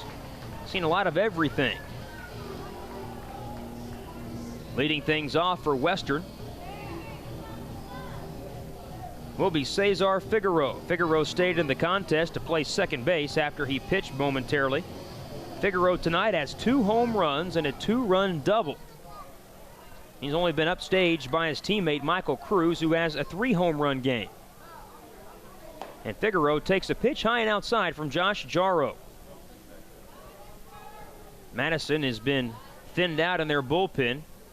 Sullivan had to eat up some innings. Now Jarrow being asked to do the same thing. As there's a strike on the outside corner.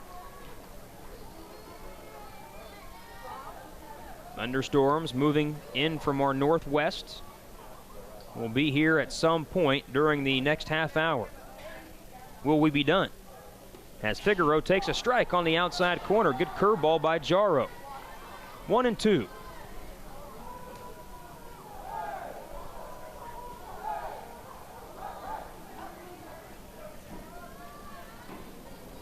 Jarrow works out of the stretch all the time, and the 1-2 pitch. Upstairs, missed with a curveball. Rosario and La Cruz, the next 2 scheduled hitters. Western has scored in every run except for the second, and they've scored multiple runs in each of those innings. The 2-2. Ground ball pulled foul past the bag at third. Figaro had a pinch hit role and played some good defense in the victory over DMAC earlier this afternoon. And that earned him a start in game number 2. Well, all he's done is hit 2 home runs, collect a 2 RBI double, and walk. He's a perfect 3 for 3. Leading off the bottom of the 7th, and the pitch to him. Hit foul over the right side. Only 4 teams left in our World Series tournament.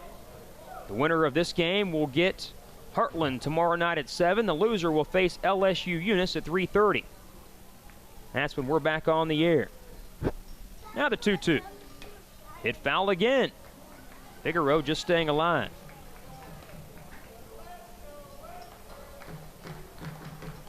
Neither team has gone down 1-2-3, which that's what you should assume when the game is 17-10 with 27 hits. Western's only out-hit Madison by a single hit. The thing is, they have 6 home runs, do the Pioneers. The 2-2. In the dirt, it skips off the umpire. And Bo Goff will go out and talk with his pitcher after allowing that ball to hit the home plate ump. So 3-2 on Figaro. Following our contest, we'll have just a few wrap-up thoughts, go over your scoring summary, name our players of the game. One of these teams will emerge as the team to beat after tonight, as there is strike 3 on the inside corner. Figaro called out on strikes. A good pitch by Jarrow over the inner half. Leadoff man is retired. Haven't said that very often for Western. 1-4, Francisco Rosario. Here is Rosario. He's walked a couple of times and singled. Just a 1-for-2 night with 2 runs scored. The entire lineup has been productive at some point, whether it be driving in runs or scoring runs or getting hits. And Rosario, a swing and a miss. He was going for the downs, trying to end this game. Western Oklahoma State needs just 1 run to end it. Madison trying to force an 8th inning. Josh Jarrow delivers. That's a little bit low, down below the knees. Jarrow entered the game with the bases loaded in the 5th and promptly gave up a grand slam to Michael Cruz. Jarrow has allowed 3 home runs overall, 2 of them to Cruz. Cruz has 3 in the game. Now the 1-1.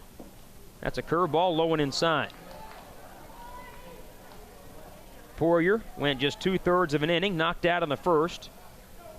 Sullivan went 3 2/3, giving up 8 runs. So far, Jarrow has allowed 4 runs. And on 2-1, a fastball's low and inside. 3-1 on Rosario.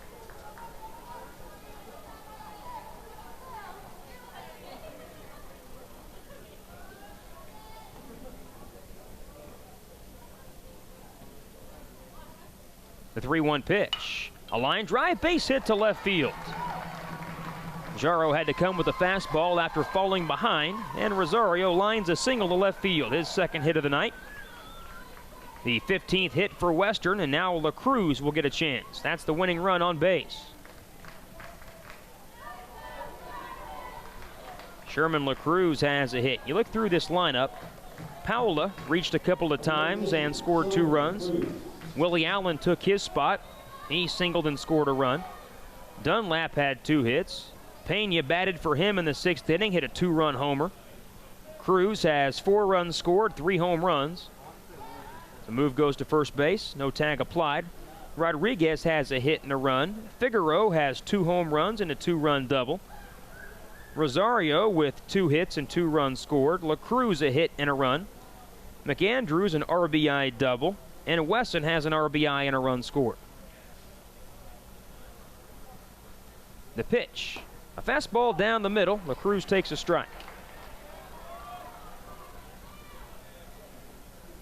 Sherman flew out to center field in the first. He singled and scored in the third, and struck out and bounced into a fielder's choice. Jarro comes set, looks at the runner, and picks over to first base.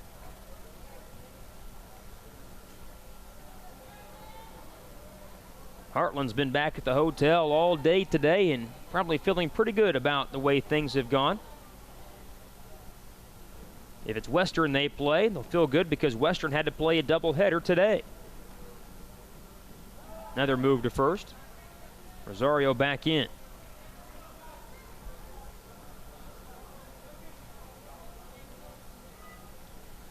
The outfield is playing this right-hander to pull as La Cruz is deep in the box, cocking that bat off his right shoulder. And he fouls one off into the grandstands to our right.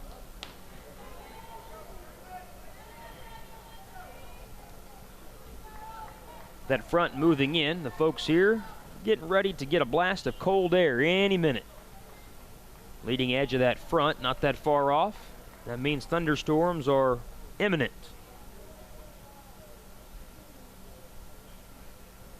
Jarro is set, and an 0-2 pitch. Strike 3 called. La Cruz is called out on a fastball over the outside corner. And there are 2 outs in the inning. Third strikeout for Josh Jarro. And now it's Sean McAndrews, the hitter.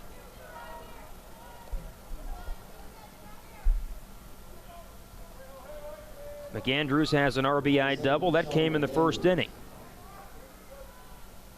He takes this one in the dirt. It gets through the catcher's legs, and that winning run is down to second base. Hard turn out there by Rosario. We're currently at 77 degrees here in Enid. Tomorrow is supposed to be a much cooler day once the front moves through. Looking for a high near 78. I think the players will really enjoy that. It'll be a nice change of pace after some very hot afternoons here at the tournament. A lot of temperatures in the lower to middle 90s. So McAndrews in a 1-0 count. The pitch to him. Foul back. Good rip there by Sean. McAndrews out of Glenwood, Illinois. The places that Western Oklahoma State has been able to recruit are amazing. Massachusetts, Curacao, Pennsylvania, Dominican Republic, Oklahoma, Aruba, New York, Texas, Rhode Island, Illinois, Puerto Rico. He paused. Now a wrap move to second base. Jarro looking the runner back. And that's a wide range that you can recruit. You have to develop a lot of connections, and that's exactly what Kurt Russell and his assistants have done. Jarro was set, and the 1-1 pitch. A curveball inside. I was talking with Skylar Neal earlier today. He's from Pawtucket, Rhode Island. I said, how'd you wind up in Western Oklahoma? He said, connections. Somebody that knows somebody that needed a pitcher wound up at Altus, Oklahoma. 2-1 on McAndrews, and the pitch home. That's low and inside. Wesson is in the on-deck circle. 17-10 Western Oklahoma State. They just need one more run to end this game in the bottom of the 7th. It's a 3-hour contest so far. We're straight up 10 o'clock here in the Central Time Zone. as Jarro is ready, and his 3-1 offering is swung on and chopped to third. Vavra up with it, throws across, and the side is retired. Western fails to score for just the second time tonight. No runs, a hit, and a man left on. We go to the 8th at 17-10, Western Oklahoma State. This is the NJCAA Division II World Series, presented by Advanced Pierre Foods.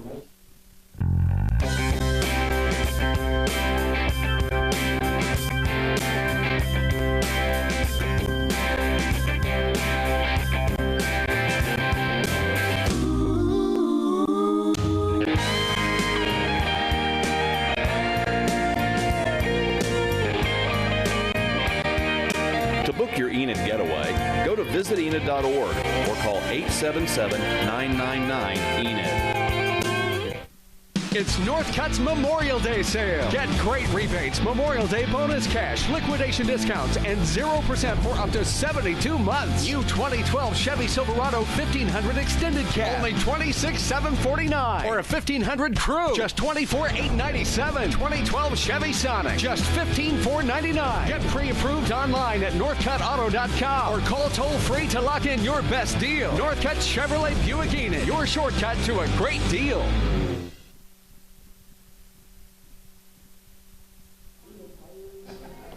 You need to make your rounds through the stands and pick up trash.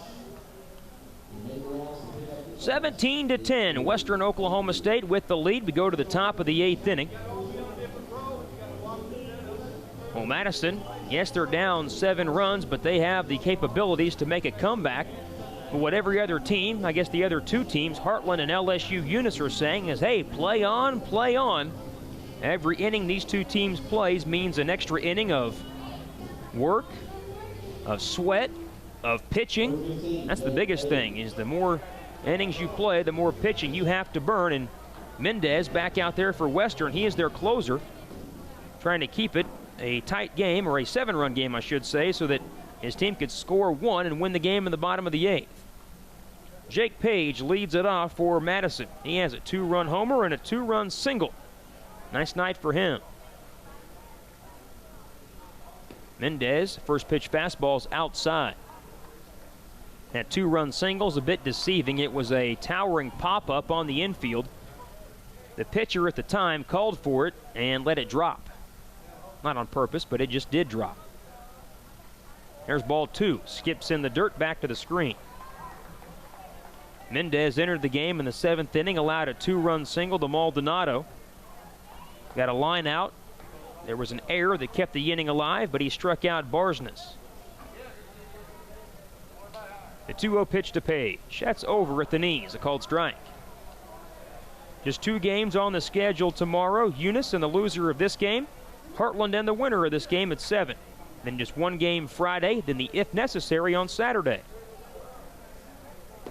There's a strike on the inside corner. A couple of ways that if necessary game is necessary.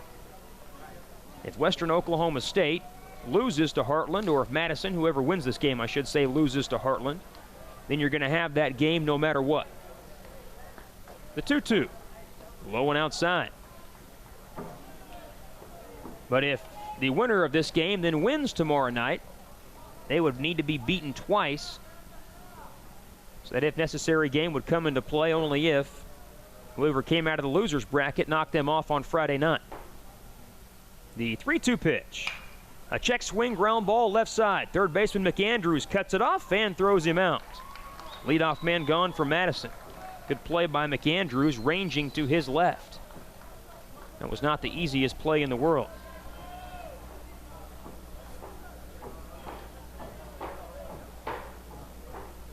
So with 1 away, here is Nathan Pollock. He's had a rough night. He's 0 for 4. Look at the lineup for Madison. Leadoff man McShane has 3 hits and 2 runs. Maldonado has 3 hits, 3 RBIs and 2 runs. Vavra a 2-hit night. Tenhagen has a hit and he's driven home 3. Barsness with a hit and a run. Page a home run, 2 hits and 4 RBIs. As Pollock takes Hagen outside. Pollock is 0 for 4. Ducharme is 1 for 4. And then Goff is 1 for 3 with a couple of runs. So both lineups producing big time tonight. 28 hits, 27 runs. And a breaking ball is low and outside. Mendez keeps falling behind hitters. Western may need him at some point down the line, and for him to continue to pitch deep into counts, pitch multiple innings, that takes away his effectiveness or even the ability to use him in later games. There's ball 3, bit upstairs. We have a pinch hitter up there. Nathan Pollock was the scheduled hitter, but it is not him. It is Vince Schmitz. Schmitz out of Oregon, Wisconsin. And the 3-0. Ball 4, and Schmitz draws a walk. Vince, kind of a character. He was our home run derby participant on Friday. Neat guy. Very colorful, and he gets his first at-bat and draws a walk. Time has been called. The assistant coach at Western Oklahoma State will go out for a visit. He wants to talk things over with Mendez after the 4-pitch walk to Schmitz. Ducharme is the scheduled hitter, with Goff waiting next. 17-10 Western Oklahoma State. Madison jumped out to a 4-0 lead in the top of the first inning. Western scored 5 and got the lead, and Madison tied it up at 5. Western scored 3 runs in the bottom of the third, 2 in the fourth, 4 in the fifth, and they had blown the game wide open. It was 14-5. But then Madison with 3 in the top of the 6th. Western answered with 3 in the bottom of the 6th. Then Madison got 2 in the top of the 7th. So here is Ducharme, 1 for 4, a left-handed hitter. Mendez delivers. That's upstairs. Several local folks beginning to head for the house. They realize what is on the way, and that's some heavy rain and wind. From the high set, the 1-0 pitch. A curveball for a strike. Nice delivery by Mendez. Ducharme making his second start of the World Series as the designated hitter tonight. A slightly open stance. Rolls those hands just to the left of his left ear flap. And on 1-1, he swings and fouls one off the catcher's mitt.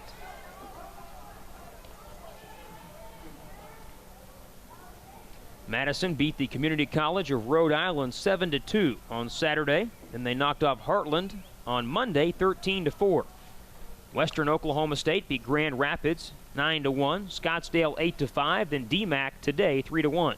The 1-3 runner goes on a delayed steal. He'll make it standing up as the 1-2 pitch was outside, and Schmitz steals second base.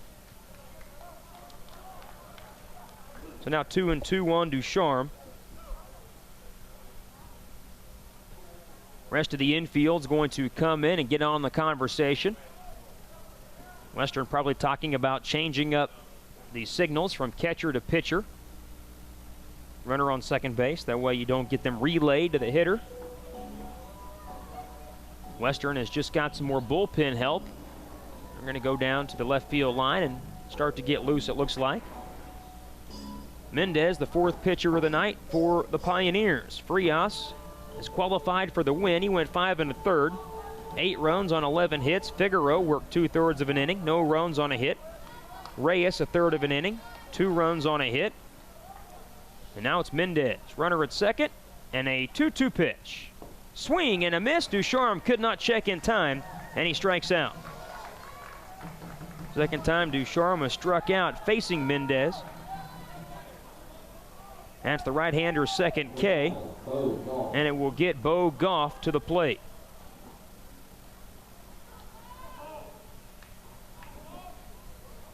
Goff has scored a couple of runs, and he has struck out twice. 1 for 3. With Schmitz the runner at second. Breaking ball low and inside.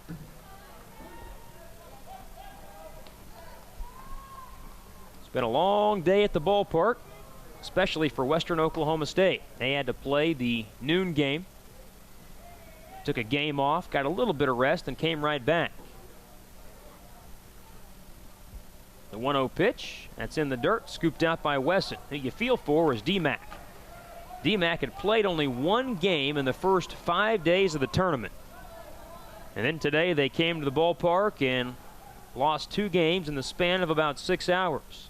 were eliminated after a 1-2 tournament in 5th place. The pitch.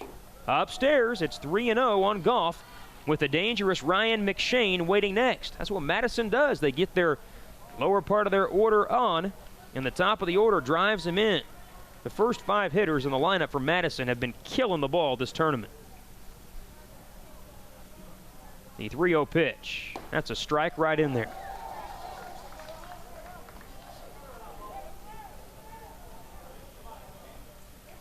McShane with a 3-hit night, swinging in the on-deck circle.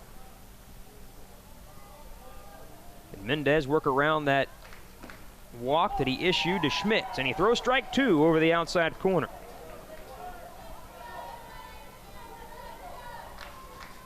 (17-10).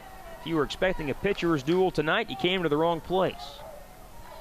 If you like offense, like a lot of fans do, you came to the exact right place, especially homers tonight. And the 3-2 pitch, swing and a miss, he struck him out. From 3-0 to a strikeout. Mendez with back-to-back Ks, and that ends the inning.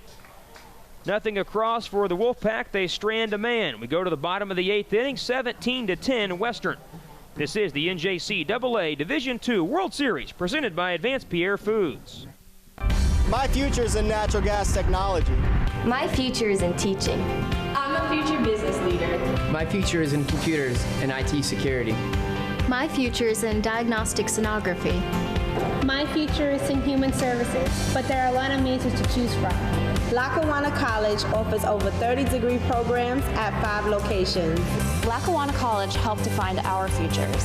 Call or visit today and find your future at Lackawanna College.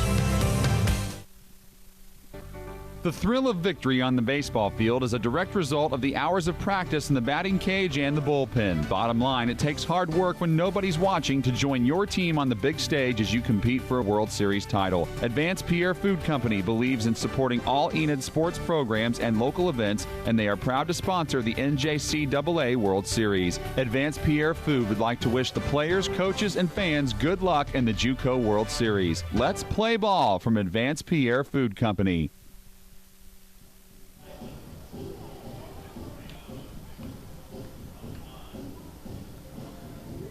Western Oklahoma State still searching for one more run to end this game early. We're in the bottom of the 8th inning, 17-10. The lead for the Pioneers. They will send 9, 1, and 2 to the lineup, but there are a couple of changes in that lineup from previous at-bats. One that's not is the catcher, Hazel Wesson. Wesson has caught every inning of this tournament so far. This is the 4th game for Western Oklahoma State. And that means something when you start talking about later in the tournament, and even if they don't win tomorrow, because that would be Western's 5th game, they're in a great spot that they may not have to play that Friday game and would automatically be in the championship. We'll have to figure all that out later on, but you know them, they'd like to win it just so they have an opportunity to use one win to win the championship, as Wesson fouls it off over the right side.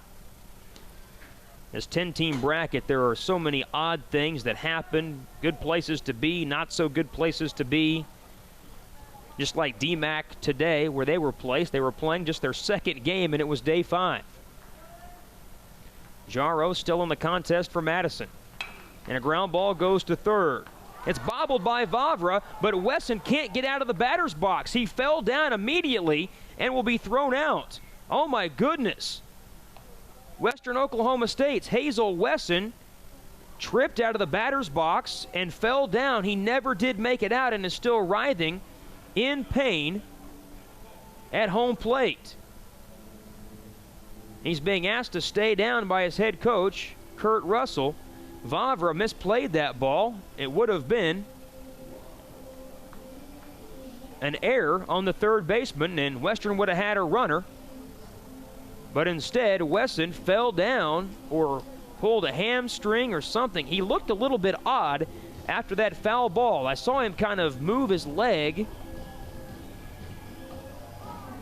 but he is currently maybe cramped up. You hope that's just it. You hope that's all that it is a big cramp, as the gust front has just hit the ballpark. The winds have picked up immensely.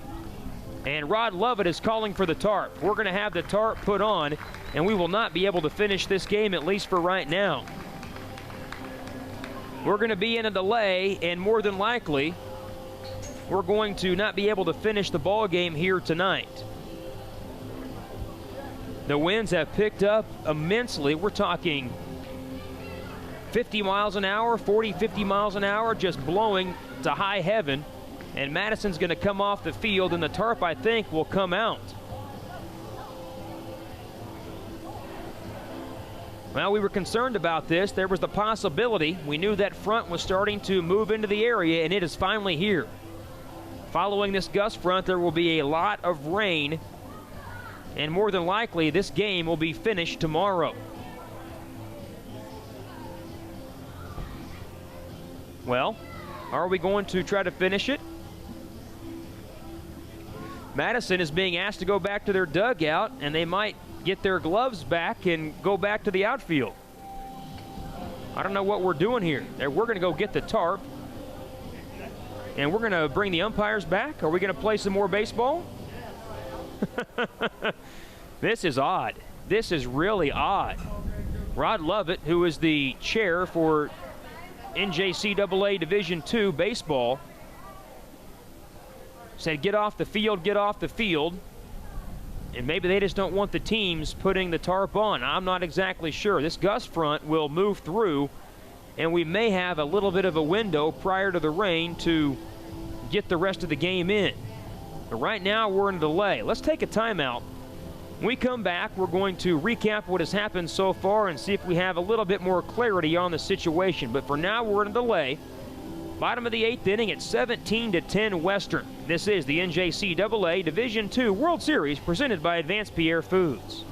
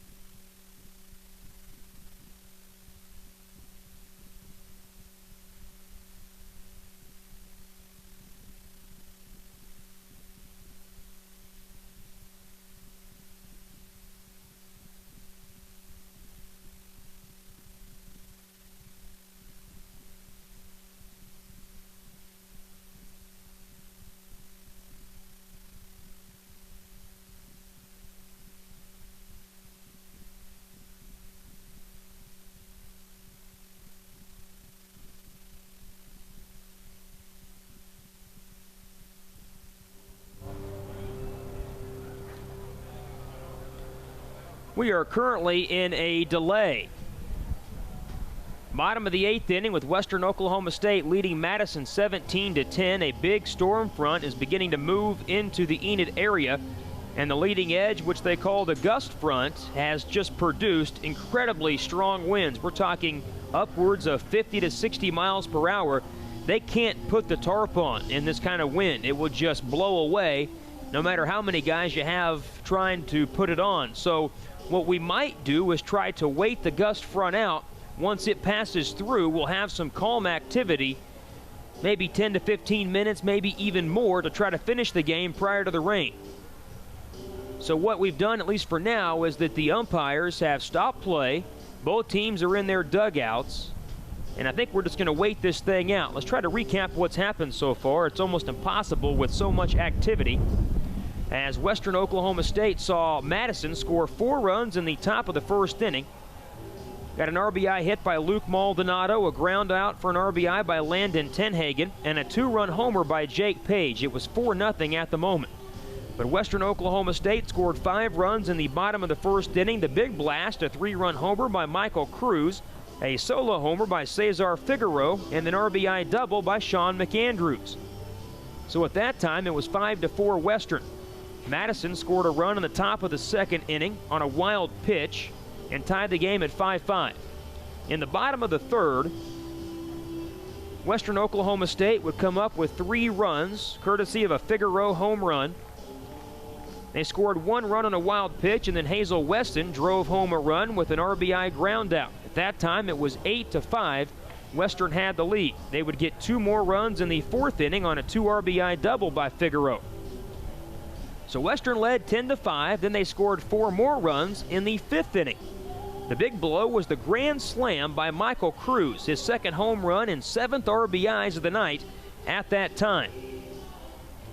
So at the time it was 14-5, and Madison would come back and get 3 runs in the top of the 6th inning, a 2-run double by Landon Tenhagen, and an 2 RBI single by Jake Page. Actually, it was just an RBI double by Tenhagen and a 2 RBI single by Page. And that cut the lead to 14-8. Western, though, would get 3 runs in the bottom of the 6th inning, a 2-run homer by Rafael Pena, and the 3rd homer of the game for Michael Cruz. So that extended the lead back out to 17-10, and that's where we stand right now after Madison scored 2 runs in the top of the 7th inning on a 2-run single by Luke Maldonado, a 17-10 game. Well, Madison has left the ballpark, so apparently we will not finish the game, at least right now, and maybe not even tonight. Part of the grounds crew is trying to rake up some of the home plate and mound area so that it can be covered up, as the tarp will come onto the field as soon as we can get it on the field. The winds are still kicked up at a very high rate of speed. That storm front is not that far off, as the leading edge, the wind front, as Tom was calling it, is now here and is blowing stuff all the high heck. We are right now in a lightning delay. We are in a lightning delay. Lightning delay is being announced from the press box. And so I don't know if we'll try to finish tonight or not. This could be one of those late nights. But bottom of the 8th inning, 17-10, Western Oklahoma State. Let's take one more timeout. We'll come back and give you a few final thoughts and see if we have any more information. If not, we'll send you on your way and try to have ball for you either later tonight or tomorrow. For now, we'll pause, as this is the NJCAA Division II World Series presented by Advanced Pierre Foods.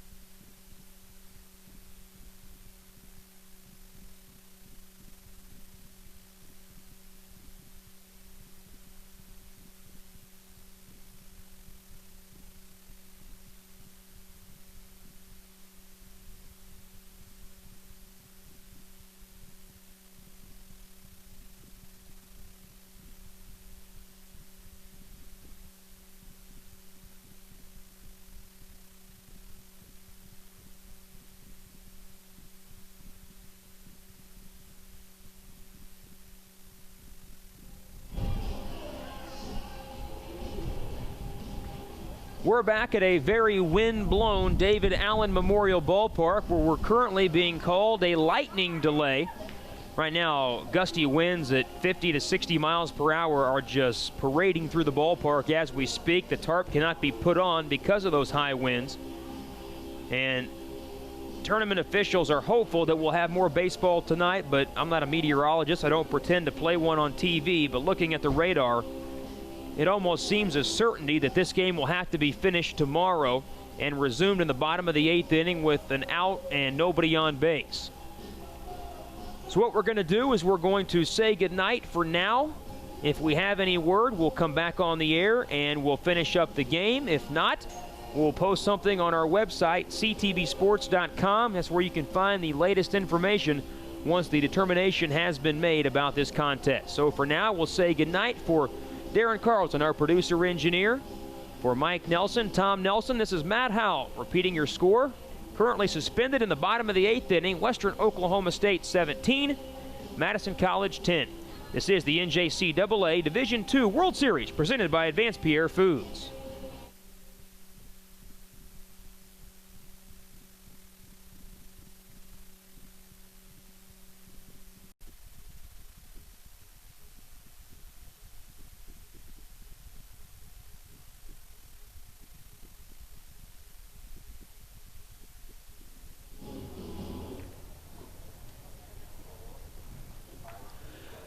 Live from David Allen Memorial Ballpark in downtown Enid, the NJCAA Division II World Series presented by Advanced Pierre Foods continues the resumption of game number 15 as the Western Oklahoma State Pioneers were leading the Madison College Wolfpack 17-10 in the bottom of the 8th when play was stopped last night. Glad to have you with us. The weather is completely different from anything we've experienced so far here in the tournament, but it is a gorgeous day and a nice day to resume game number 15.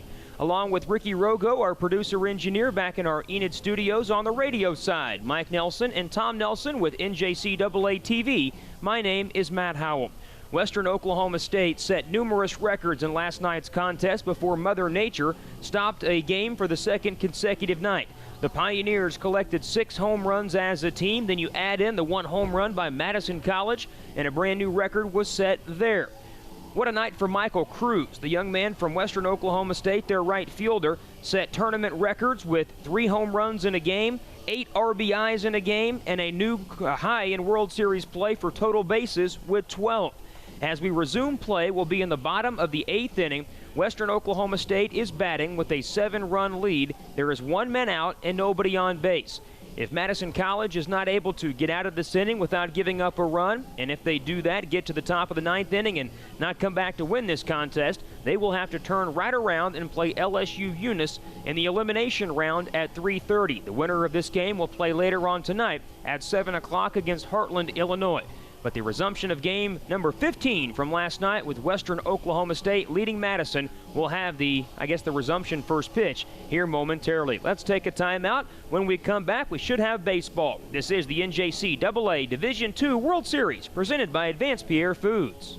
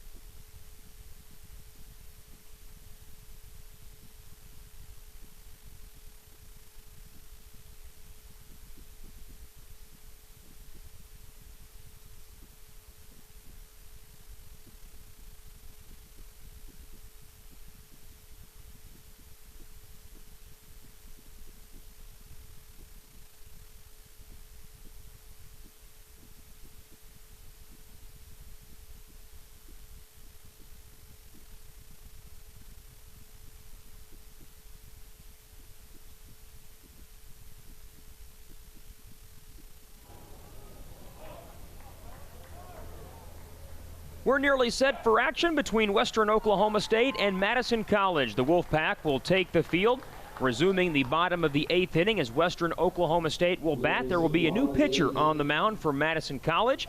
Gunnar Neal will be the man to resume this contest. Throughout the first several days of this World Series, we've had temperatures in the 90s, sometimes the middle 90s. But today, after that storm front moved through, we will resume our game at 70 degrees. Yes, 70 degrees under clear and sunny skies, and the wind is blowing hard out to right field, which is completely different from what we're normally used to in this ballpark during the summertime. Usually in Oklahoma, summer means winds out of the south blowing in from right. Not so today. It's blowing out to right, and that will only increase the chances for higher offensive games over the next 2 games plus the remainder of this contest. So let's give you some numbers on the left-hander, Gunnar Neal, as he takes his warm-up tosses. He is a freshman from Racine, Wisconsin, 6'2", 210 pounds. Neal is pitching in his 10th game, all out of the bullpen, a 3.73 ERA. He's 1-0. Just 9 2/3 innings pitched, allowing 4 runs on 8 hits with 8 walks and 8 strikeouts. He'll be the 4th pitcher in this game as Paul Poirier started last night, went 2/3 of an inning, giving up 5 runs on 4 hits. Danny Sullivan pitched 3 2/3 innings, 8 runs on 6 hits. And Josh Jarrow went 3 innings, giving up 4 runs on 5 hits. Western Oklahoma State absolutely pounded the baseball. 15 hits, 17 runs, including 6 home runs, 3 of them by Michael Cruz. The scheduled hitter will be the leadoff man, Willie Allen. Allen pinch hit in the 6th inning last night for Esteban Paula. Had a single and a run scored, and he will be the first man to go at Gunnar Neal. Western Oklahoma State can end this game with just 1 run. If they don't, then Madison will have the last chance in the 9th inning. If you're interested in where Michael Cruz fits in this whole puzzle, see if he can't hit his 4th home run of the game, he will be due up 3rd, but there's already 1 out, so somebody has to reach to allow Cruz to have a chance. So we are ready. Neal is in the windup, and the pitch to Willie Allen is a swing and a miss. We resume at 2:02. Just a couple of minutes late. The next game will start at 3:30. And our final contest tonight will be at 7 o'clock. Here's the 0-1. That's a breaking ball low.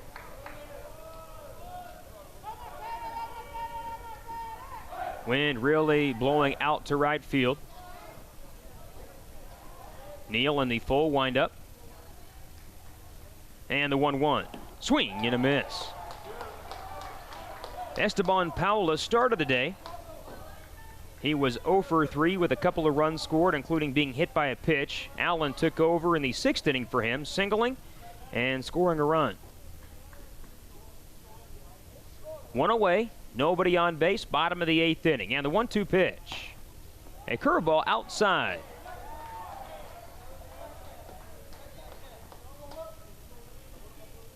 Those flags out in center field, the Oklahoma flags, the American flag, very much blowing hard, probably gusts around 25, maybe even higher miles per hour.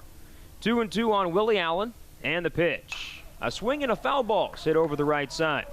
Everyone to get into the ballpark for the resumption of this game got in free, and will have the ballpark cleared prior to the 3:30 contest, and then take gate for LSU Eunice and the loser of this game. It's Heartland Community College, and the winner of this game tonight at 7 o'clock. Big gap to left center field for Allen, right-handed hitter. And on 2-2, he swings and strikes out. So Gunnar Neal gets his first strikeout on the first batter he faces during the World Series. And we'll have a pinch hitter for Western Oklahoma State. It's Manny Marmol. Marmol will bat for Rafael Pena. He's in fact batting for the pitcher spot. It was in this number 2 role. Western brought one of their position players into pitch throughout part of the game. So the pitcher spot wound up being in this number 2 spot, and Manny Marmol will get a chance. He's the home run derby champion 2 years in a row here at the World Series. And he loops a base hit to left field. Michael Cruz will get a chance to bat as Manny Marmol, on the first pitch of his World Series experience, singles over the third baseman's head. And so here is Michael Cruz. Young man that set numerous records last night with his 3 home run game. He had a 3-run homer in the 1st inning. After a strikeout, he walked and scored in the 4th. Had a grand slam in the 5th inning, then a solo homer in the 6th. His 3 home runs, his 8 RBIs, and his total bases at 12 are all World Series records. And the wind's blowing out to right for this left-hander as Neal delivers. Up and in, dusts him off the plate. This Western Oklahoma State team just continues to put so much pressure on you, no matter what part of the lineup it is, as we're going to have a pinch runner. After Marmol singled, he'll be quickly lifted for Soric Liberia. Liberia, a freshman from Curacao. So Marmol did his job. And now it's Liberia. He is the winning run. We're in the bottom of the 8th inning. One more run would equate to the 8-run rule for Western Oklahoma State. Cruz with his open stance, hands out in front of his body. Neal comes set, checks on that runner, and the 1-0 pitch. Taken low, 2 balls and no strikes. Well, you'd like to be able to be careful with Michael Cruz, but problem is that would put the winning run in scoring position. Well, as he has hit the ball, it may be better to pitch around it. Move goes to first. Liberia back in, standing up. The outfield plays Cruz deep all the way around. He has power to all fields. One of his home runs, the 3-run homer, was to the opposite field. And the 2-0 pitch. Swing and a tap foul. He went after a high off-speed delivery. It was out of the strike zone, but Cruz was hacking. With his 3 home runs here during the World Series, he has 14 now. He has tied his teammate Elvis Rodriguez with 14 home runs. And that puts them both in the top 5 in the country in long balls. We had several big-time power hitters in this tournament. Still several around, including this young man. 17-10 Western. We resume in the bottom of the 8th. Neal comes set, and the lefty delivers. The runner goes, and Cruz fouls it back. Western starting the runner, going for a hit and run. Well, you say, well, why is Western up 7 runs trying to steal a base? If you can get the winning run across and not have to use a pitcher in the top of the 9th inning, that's just one more inning's worth of work you can save for somebody later on in the tournament. The winner of this game stays undefeated, and with a win tonight, would have 2 cracks at a national championship. So 2-2 on Cruz. And the pitch. Foul back.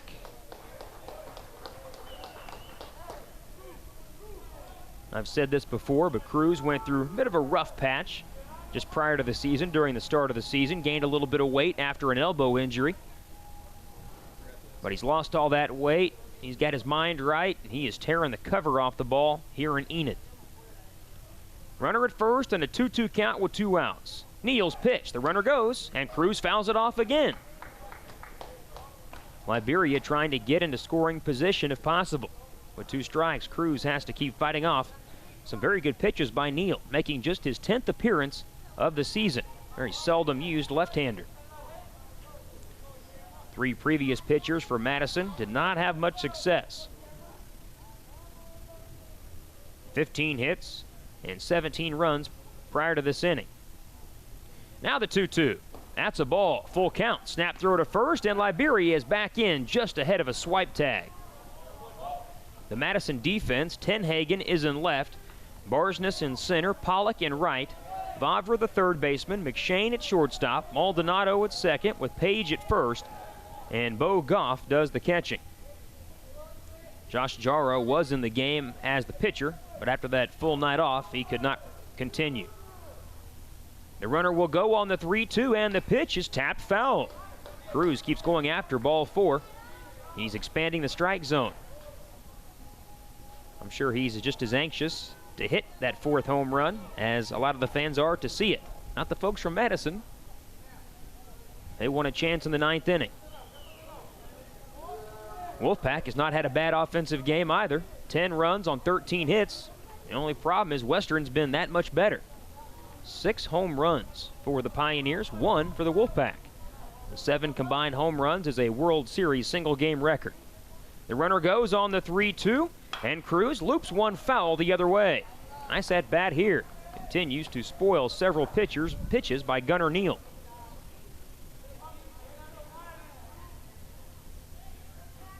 Very light crowd to start the day. It'll pick up as we go along. This is game number 15 They play Cruz to pull, infield, outfield. As the runner goes, Cruz swings and strikes out. Neal got him on a high fastball. That will retire the side. Western gets a hit and leaves the runner on. It's the last chance for Madison. We go to the top of the ninth in this resumed game, 17-10, Western Oklahoma State. This is the NJCAA Division II World Series, presented by Advanced Pierre Foods. The thrill of victory on the baseball field is a direct result of the hours of practice in the batting cage and the bullpen. Bottom line, it takes hard work when nobody's watching to join your team on the big stage as you compete for a World Series title. Advanced Pierre Food Company believes in supporting all Enid sports programs and local events, and they are proud to sponsor the NJCAA World Series. Advanced Pierre Food would like to wish the players, coaches, and fans good luck in the JUCO World Series. Let's play ball from Advanced Pierre Food Company.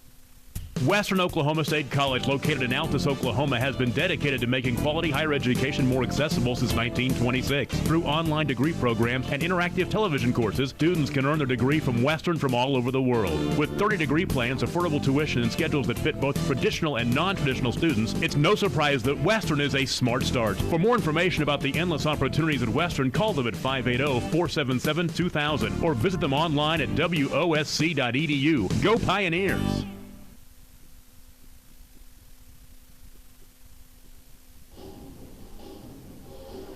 Madison College down 7 runs in the top of the ninth inning, and they will face Michael Peoples. Peoples, the number 2 starter for Western Oklahoma State, a right-handed sophomore from Weatherford, Texas. He is signed to play Big 12 baseball next year with Oklahoma State University. We saw Peoples in Game 2 for Western during this tournament, but because of the flu, he had to come out after only 1 inning. He allowed a run on 3 walks, had some control issues. But he will try to shut down the top of the Madison lineup and move Western along in the winner's bracket as the only undefeated team. Ryan McShane leads it off and takes a pitch low and inside. Peoples came into the World Series at 7-4, his overall record. And the 1-0. That's low. Liberia has stayed into the game to play second base for Western. I'll take that back. That is Cesar Figueroa at second base. Now the 2-0 pitch. That hits the plate and skips all the way to the backstop. Peoples having control issues, much like he did a few days ago. He pitched in that game against Scottsdale, Arizona, and lasted just an inning. Did not allow a hit, but the 3 walks were definitely a concern. McShane had a very good night last night, 3 hits and 4 at-bats. And he takes a strike right down the middle. He was headed down to first, but that was a pretty good pitch. McShane with 2 singles, a double, and a walk. A couple of runs scored. He's had an outstanding World Series. And on the 3-1 pitch, it's tapped foul on the third base side. McShane now with 9 hits during the World Series. If Madison plays 2 more games, there could be some Wolfpack hitters that threaten the all-time record number of hits in a World Series. The 3-2 raked foul the other way. Looking at some of those records today, and the Wolfpack, why they've been swinging the bats early in the tournament, they play 2 more games, they could be in business. A lot of records could fall. Another 3-2. Popped him up on the left side of the infield. Shortstop Rosario calls for it and makes the catch. Leadoff man retired for Madison. Here in the 9th inning, they're down to their final 2 outs. Bit of a different feel to the day, not just weather-wise, but with a resumed game. You have to pick it up where you left off, and you don't get the same kind of warm-up. Neither team could take an infield. You just have to do things in the outfield grass to get ready. Luke Maldonado will take a pitch high and tight on a fastball. Maldonado also had a great game. He collected 3 hits, all of them singles, drove in 3 runs. He was 3 for 5, a couple of runs scored. He now has 8 base hits in the World Series. There's a strike by Peoples on the inside corner. Talking with Kurt Russell, the head coach at Western, prior to the game, and he said that Peoples wanted to use this as a bullpen session. We might see him later on tonight against Heartland. He just hasn't pitched much yet in the series. A bunt by Maldonado up the third base line. It goes foul. He didn't start it quite good enough in fair territory. Too much spin. Once it caught the edge of the infield grass, it rolled foul. Where the chalk line and the infield grass are, there's only a couple of inches between them. So you better start the ball 6 to 8 inches in fair territory if you want to drag that bunt for a hit. Maldonado down, a ball and 2 strikes. Does Madison have a major uprising in that dugout with only 2 outs left to go? Peoples trying to make sure it doesn't even get started. The 1-2. A hard foul ball the other way. The biggest difference between Western and Madison, they're both outstanding offensive teams. It's just the power, the sheer power that Western possesses. With the 6 home runs, Madison has 13 hits, just 1 home run. The game against Heartland a few nights ago, they had 19 hits, but only 1 was for extra bases, as Maldonado fouls another pitch off over the right side. Love to hear from you, whether it be during our resumed game or later today, the 3:30 or 7 o'clock games. Visit our Facebook page at CTB Sports. Hit us up at Twitter at CTB Sports or use the hashtag D2Series. Maldonado staying alive, fouling one back to the screen. That's D, the number 2 series, D2 series. And several folks from both Madison and Western last night hitting us up on our Twitter account and Facebook page. Listening from all over the country or watching on NJCAA TV. Peoples is ready, and the 1-2 pitch. A soft line drive hit to shallow center. That's a base hit. A 4-hit game for Maldonado. Nice at bat by him. He stayed alive. Has his 4th hit of the contest, all of them singles. There's a start for the Wolfpack. Takes 1 hitter at a time. 1 away for Trayson Vavra. Vavra with a 2-hit game. You look at the hit numbers for Madison. Bryce Barsness with 1 hit now has 8 for the tournament. Maldonado now with 9. Ryan McShane now has 9 hits in the tournament. Some big-time numbers for Madison. Fastball's low and outside. Michael Peoples trying to close things out for Western Oklahoma State.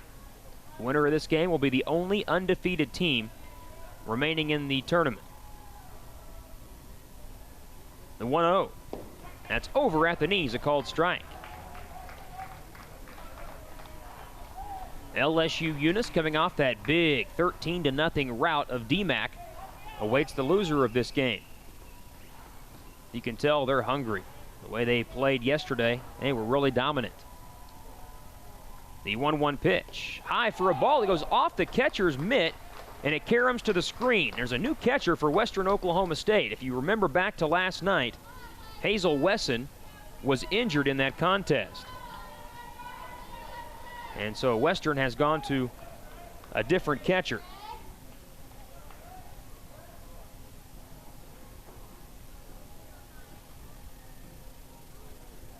Trying to see who that is. It might be Tony Kelly. Looks like Tony Kelly is the catcher for Western. Now the 2-1. That's low. So People still with those control issues. He does have an out recorded in this inning, but has fallen behind Vavra 3-1. Pass ball by Kelly put Maldonado at second base. There's a ground ball up the middle and on into center field for a hit. Maldonado being waved around. He's going to score. It's 17-11. Vavra delivers his 3rd hit of the game. He collects his first RBI.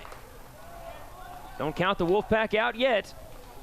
He almost knew that they were going to put up a bit of a fight, or maybe a major fight, if they got a chance in the 9th inning. Western Oklahoma State last night had numerous opportunities to end the game early, which would have gotten us through the contest without having to worry about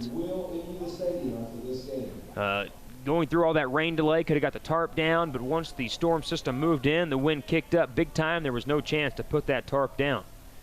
Landon Tenhagen is the hitter, and he takes it low. Eunice has just arrived, sitting on the third base side.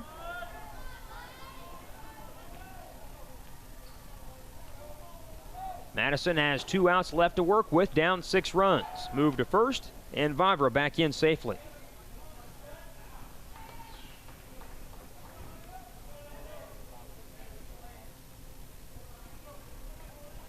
Peoples comes set at the belts. And the 1-0. Just inside. 2 balls and no strikes. Bryce Barsness waits next. For Tenhagen, he has an RBI double in this game. Couple of RBIs. A walk, and he's reached on 2 errors. So he reached safely 4 out of 5 plate appearances. And the 2-0. That's a strike down the middle. Just a interesting note. Madison fans may be curious. They have changed a scoring on Jake Page's pop-up on the infield from the 6th inning last night. It was misplayed on a sky-high pop-up on the infield. It's now been ruled an error. There's strike 2 on the inside corner. Initially, Page was credited with an RBI, 2 RBI single when Cesar Figueroa just misplayed a pop-up after calling for it. But going back and looking at the stat book, it was changed to an error. So no RBIs for Page. The 2-2 pitch, high and outside. Nice stab by Tony Kelly. McShane popped up to shortstop. Maldonado singled. Moved to second base on a pass ball. Bavra drove him home with an RBI hit. Now it's Tenhagen in a full count. And the 3-2. Strike 3 call. He caught him looking over the inside corner. Tenhagen didn't think so, but Peoples earns his first strikeout. And the Wolfpack down to its final out. It comes in the person of Bryce Barsness. Barsness having a whale of a World Series, although in this game is 1 for 5 with a couple of strikeouts and a run scored. Madison has nearly equaled Western's hit count at 16-15. Peoples pitches. A strike down the middle.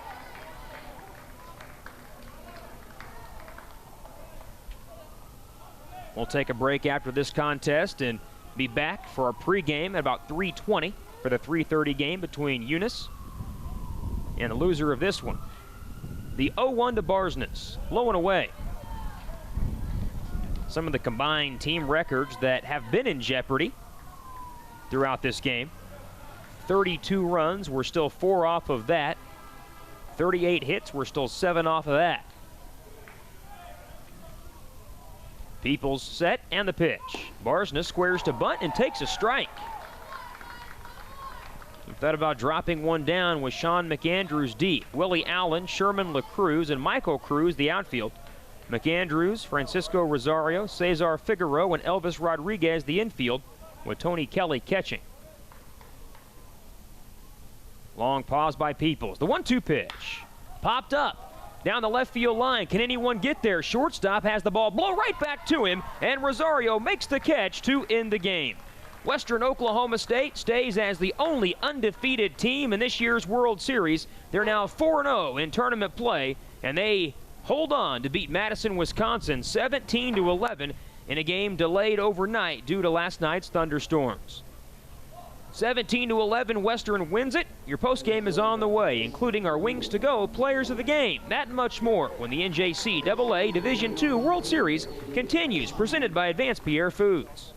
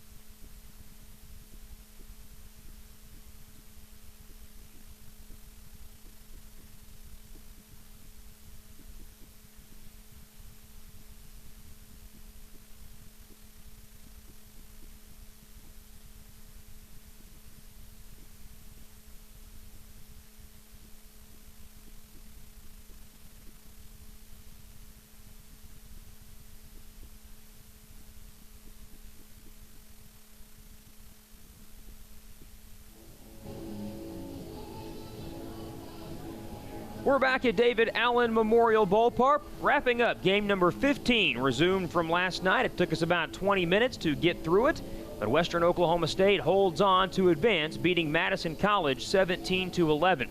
As we recap this contest, we have to go back to 7 o'clock last night, and Madison jumped out to a big lead. They got 4 runs in the first inning. The key hits: an RBI single by Luke Maldonado, an RBI ground out by Landon Tenhagen, and a 2-run home run by Jake Page, his first home run of the season. It was 4-0 Madison. Western Oklahoma State, though, would answer with 5 runs in the first inning of their own. Michael Cruz, a 3-run homer, Cesar Figueroa, a home run, and an RBI double by Sean McAndrews. At that point, it was 5-4. Madison would tie the game with a run in the top of the second on a single, a double, and then Bo Goff would score on a wild pitch. So we were tied up at 5 going to the bottom of the third. But Western would make it 8-5. Another home run by Figueroa, a solo shot, his second of the game, an RBI ground out by Hazel Wesson, and then Sherman LaCruz would score on a wild pitch. That made it 8-5. Western would extend its lead with a couple of runs in the fourth inning on a 2 RBI double by Cesar Figueroa. So at that point, he had 2 home runs and a 2-run double, and Western was ahead 10-5. They would almost get the run rule on the bottom of the fifth inning with a grand slam homer by Cruz. That helped drive in an error, a walk, and a hit by pitch, and Western led it at that point 14-5. Madison would try to claw back into the game, getting 3 runs in the top of the sixth inning as Tenhagen had an RBI double. Then 2 runs would score on a drop pop-up at the mound as there were 2 outs and 2 runs came home. Jake Page hit that pop-up, and Madison would trim into the lead. It was 14-8. Western would come right back and get 3 runs of their own in the bottom of the sixth inning on a 2-run home run by Rafael Pena and a solo home run by Michael Cruz, his 3rd home run of the game. So Western had upped its lead. It was 17-8 at that point. Pardon me, 17-8 at that point. Madison would come back and get a couple of runs in the top of the 7th inning, courtesy of an RBI hit by Luke Maldonado, driving in 2, and then 1 run on the top of the 9th for the Wolfpack. After the resumption, the RBI hit by Vabra. Your final score, 17-11, Western Oklahoma State. For the Pioneers, 17 runs, 16 hits, 5 errors, and 7 men left on. For Madison, 11 runs, 15 hits, 1 error, and 12 men left on base. The winning pitcher is the starter. That seems like so long ago, Felix Frias. He went 5 1/3 innings, 8 runs, 6 earned on 11 hits, 5 strikeouts, and a couple of walks. Cesar Figueroa pitched 2/3 of an inning. Victor Reyes, 1/3 of an inning. Victor Mendez, an inning and 2/3. And Michael Peoples, the final inning, giving up a couple of hits and a run. The loss tagged to the starter, Paul Poirier, 2/3 of an inning, 5 runs on 4 hits. Danny Sullivan went 3 2/3. Josh Jarrow, 3 innings, and Gunnar Neal, 2/3 of scoreless relief. With the win, Western Oklahoma State is now 48-15. They're the only undefeated team left in the World Series. They will play Heartland College tonight at 7 o'clock, and if Western wins that game, they will have to be beaten twice to keep them from winning their 2nd consecutive national championship. With the loss, Madison is now 45-12. They must turn around and play coming up at 3:30 against LSU Units. Your final score, Western Oklahoma State 17, Madison College 11. We'll name your Wings to Go players of the game when we return, as this is the NJCAA Division II World Series presented by Advanced Pierre Foods.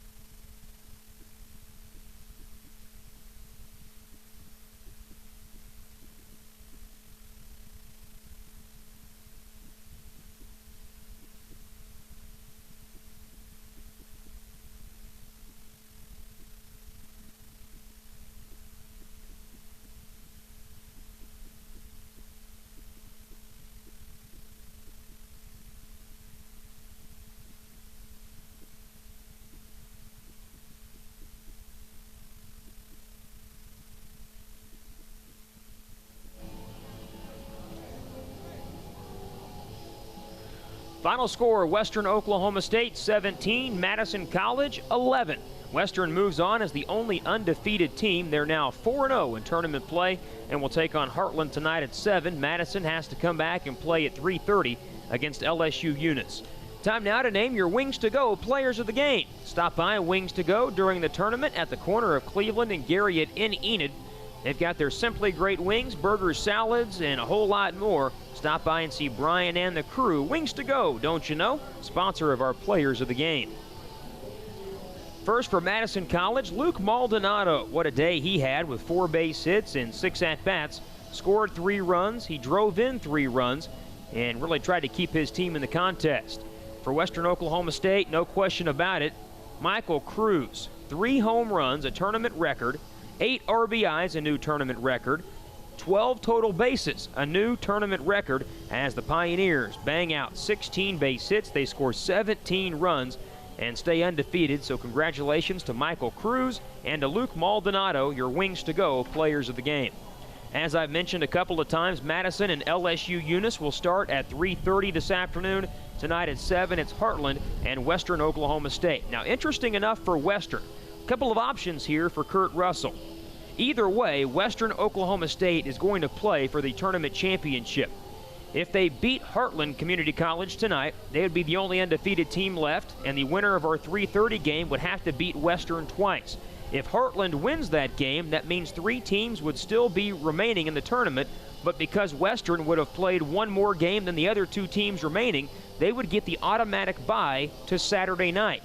So they basically have a free out in this game later on this evening. But I guarantee you they want to win, so they have 2 chances to win the national championship. It's all interesting, and the bracket is so different with 10 teams that there's a lot of different scenarios that could play out. All we know now is that Western is the only undefeated team left, and 3 other teams are trying to catch them for the tournament championship. Your final score, Western Oklahoma State 17, Madison 11.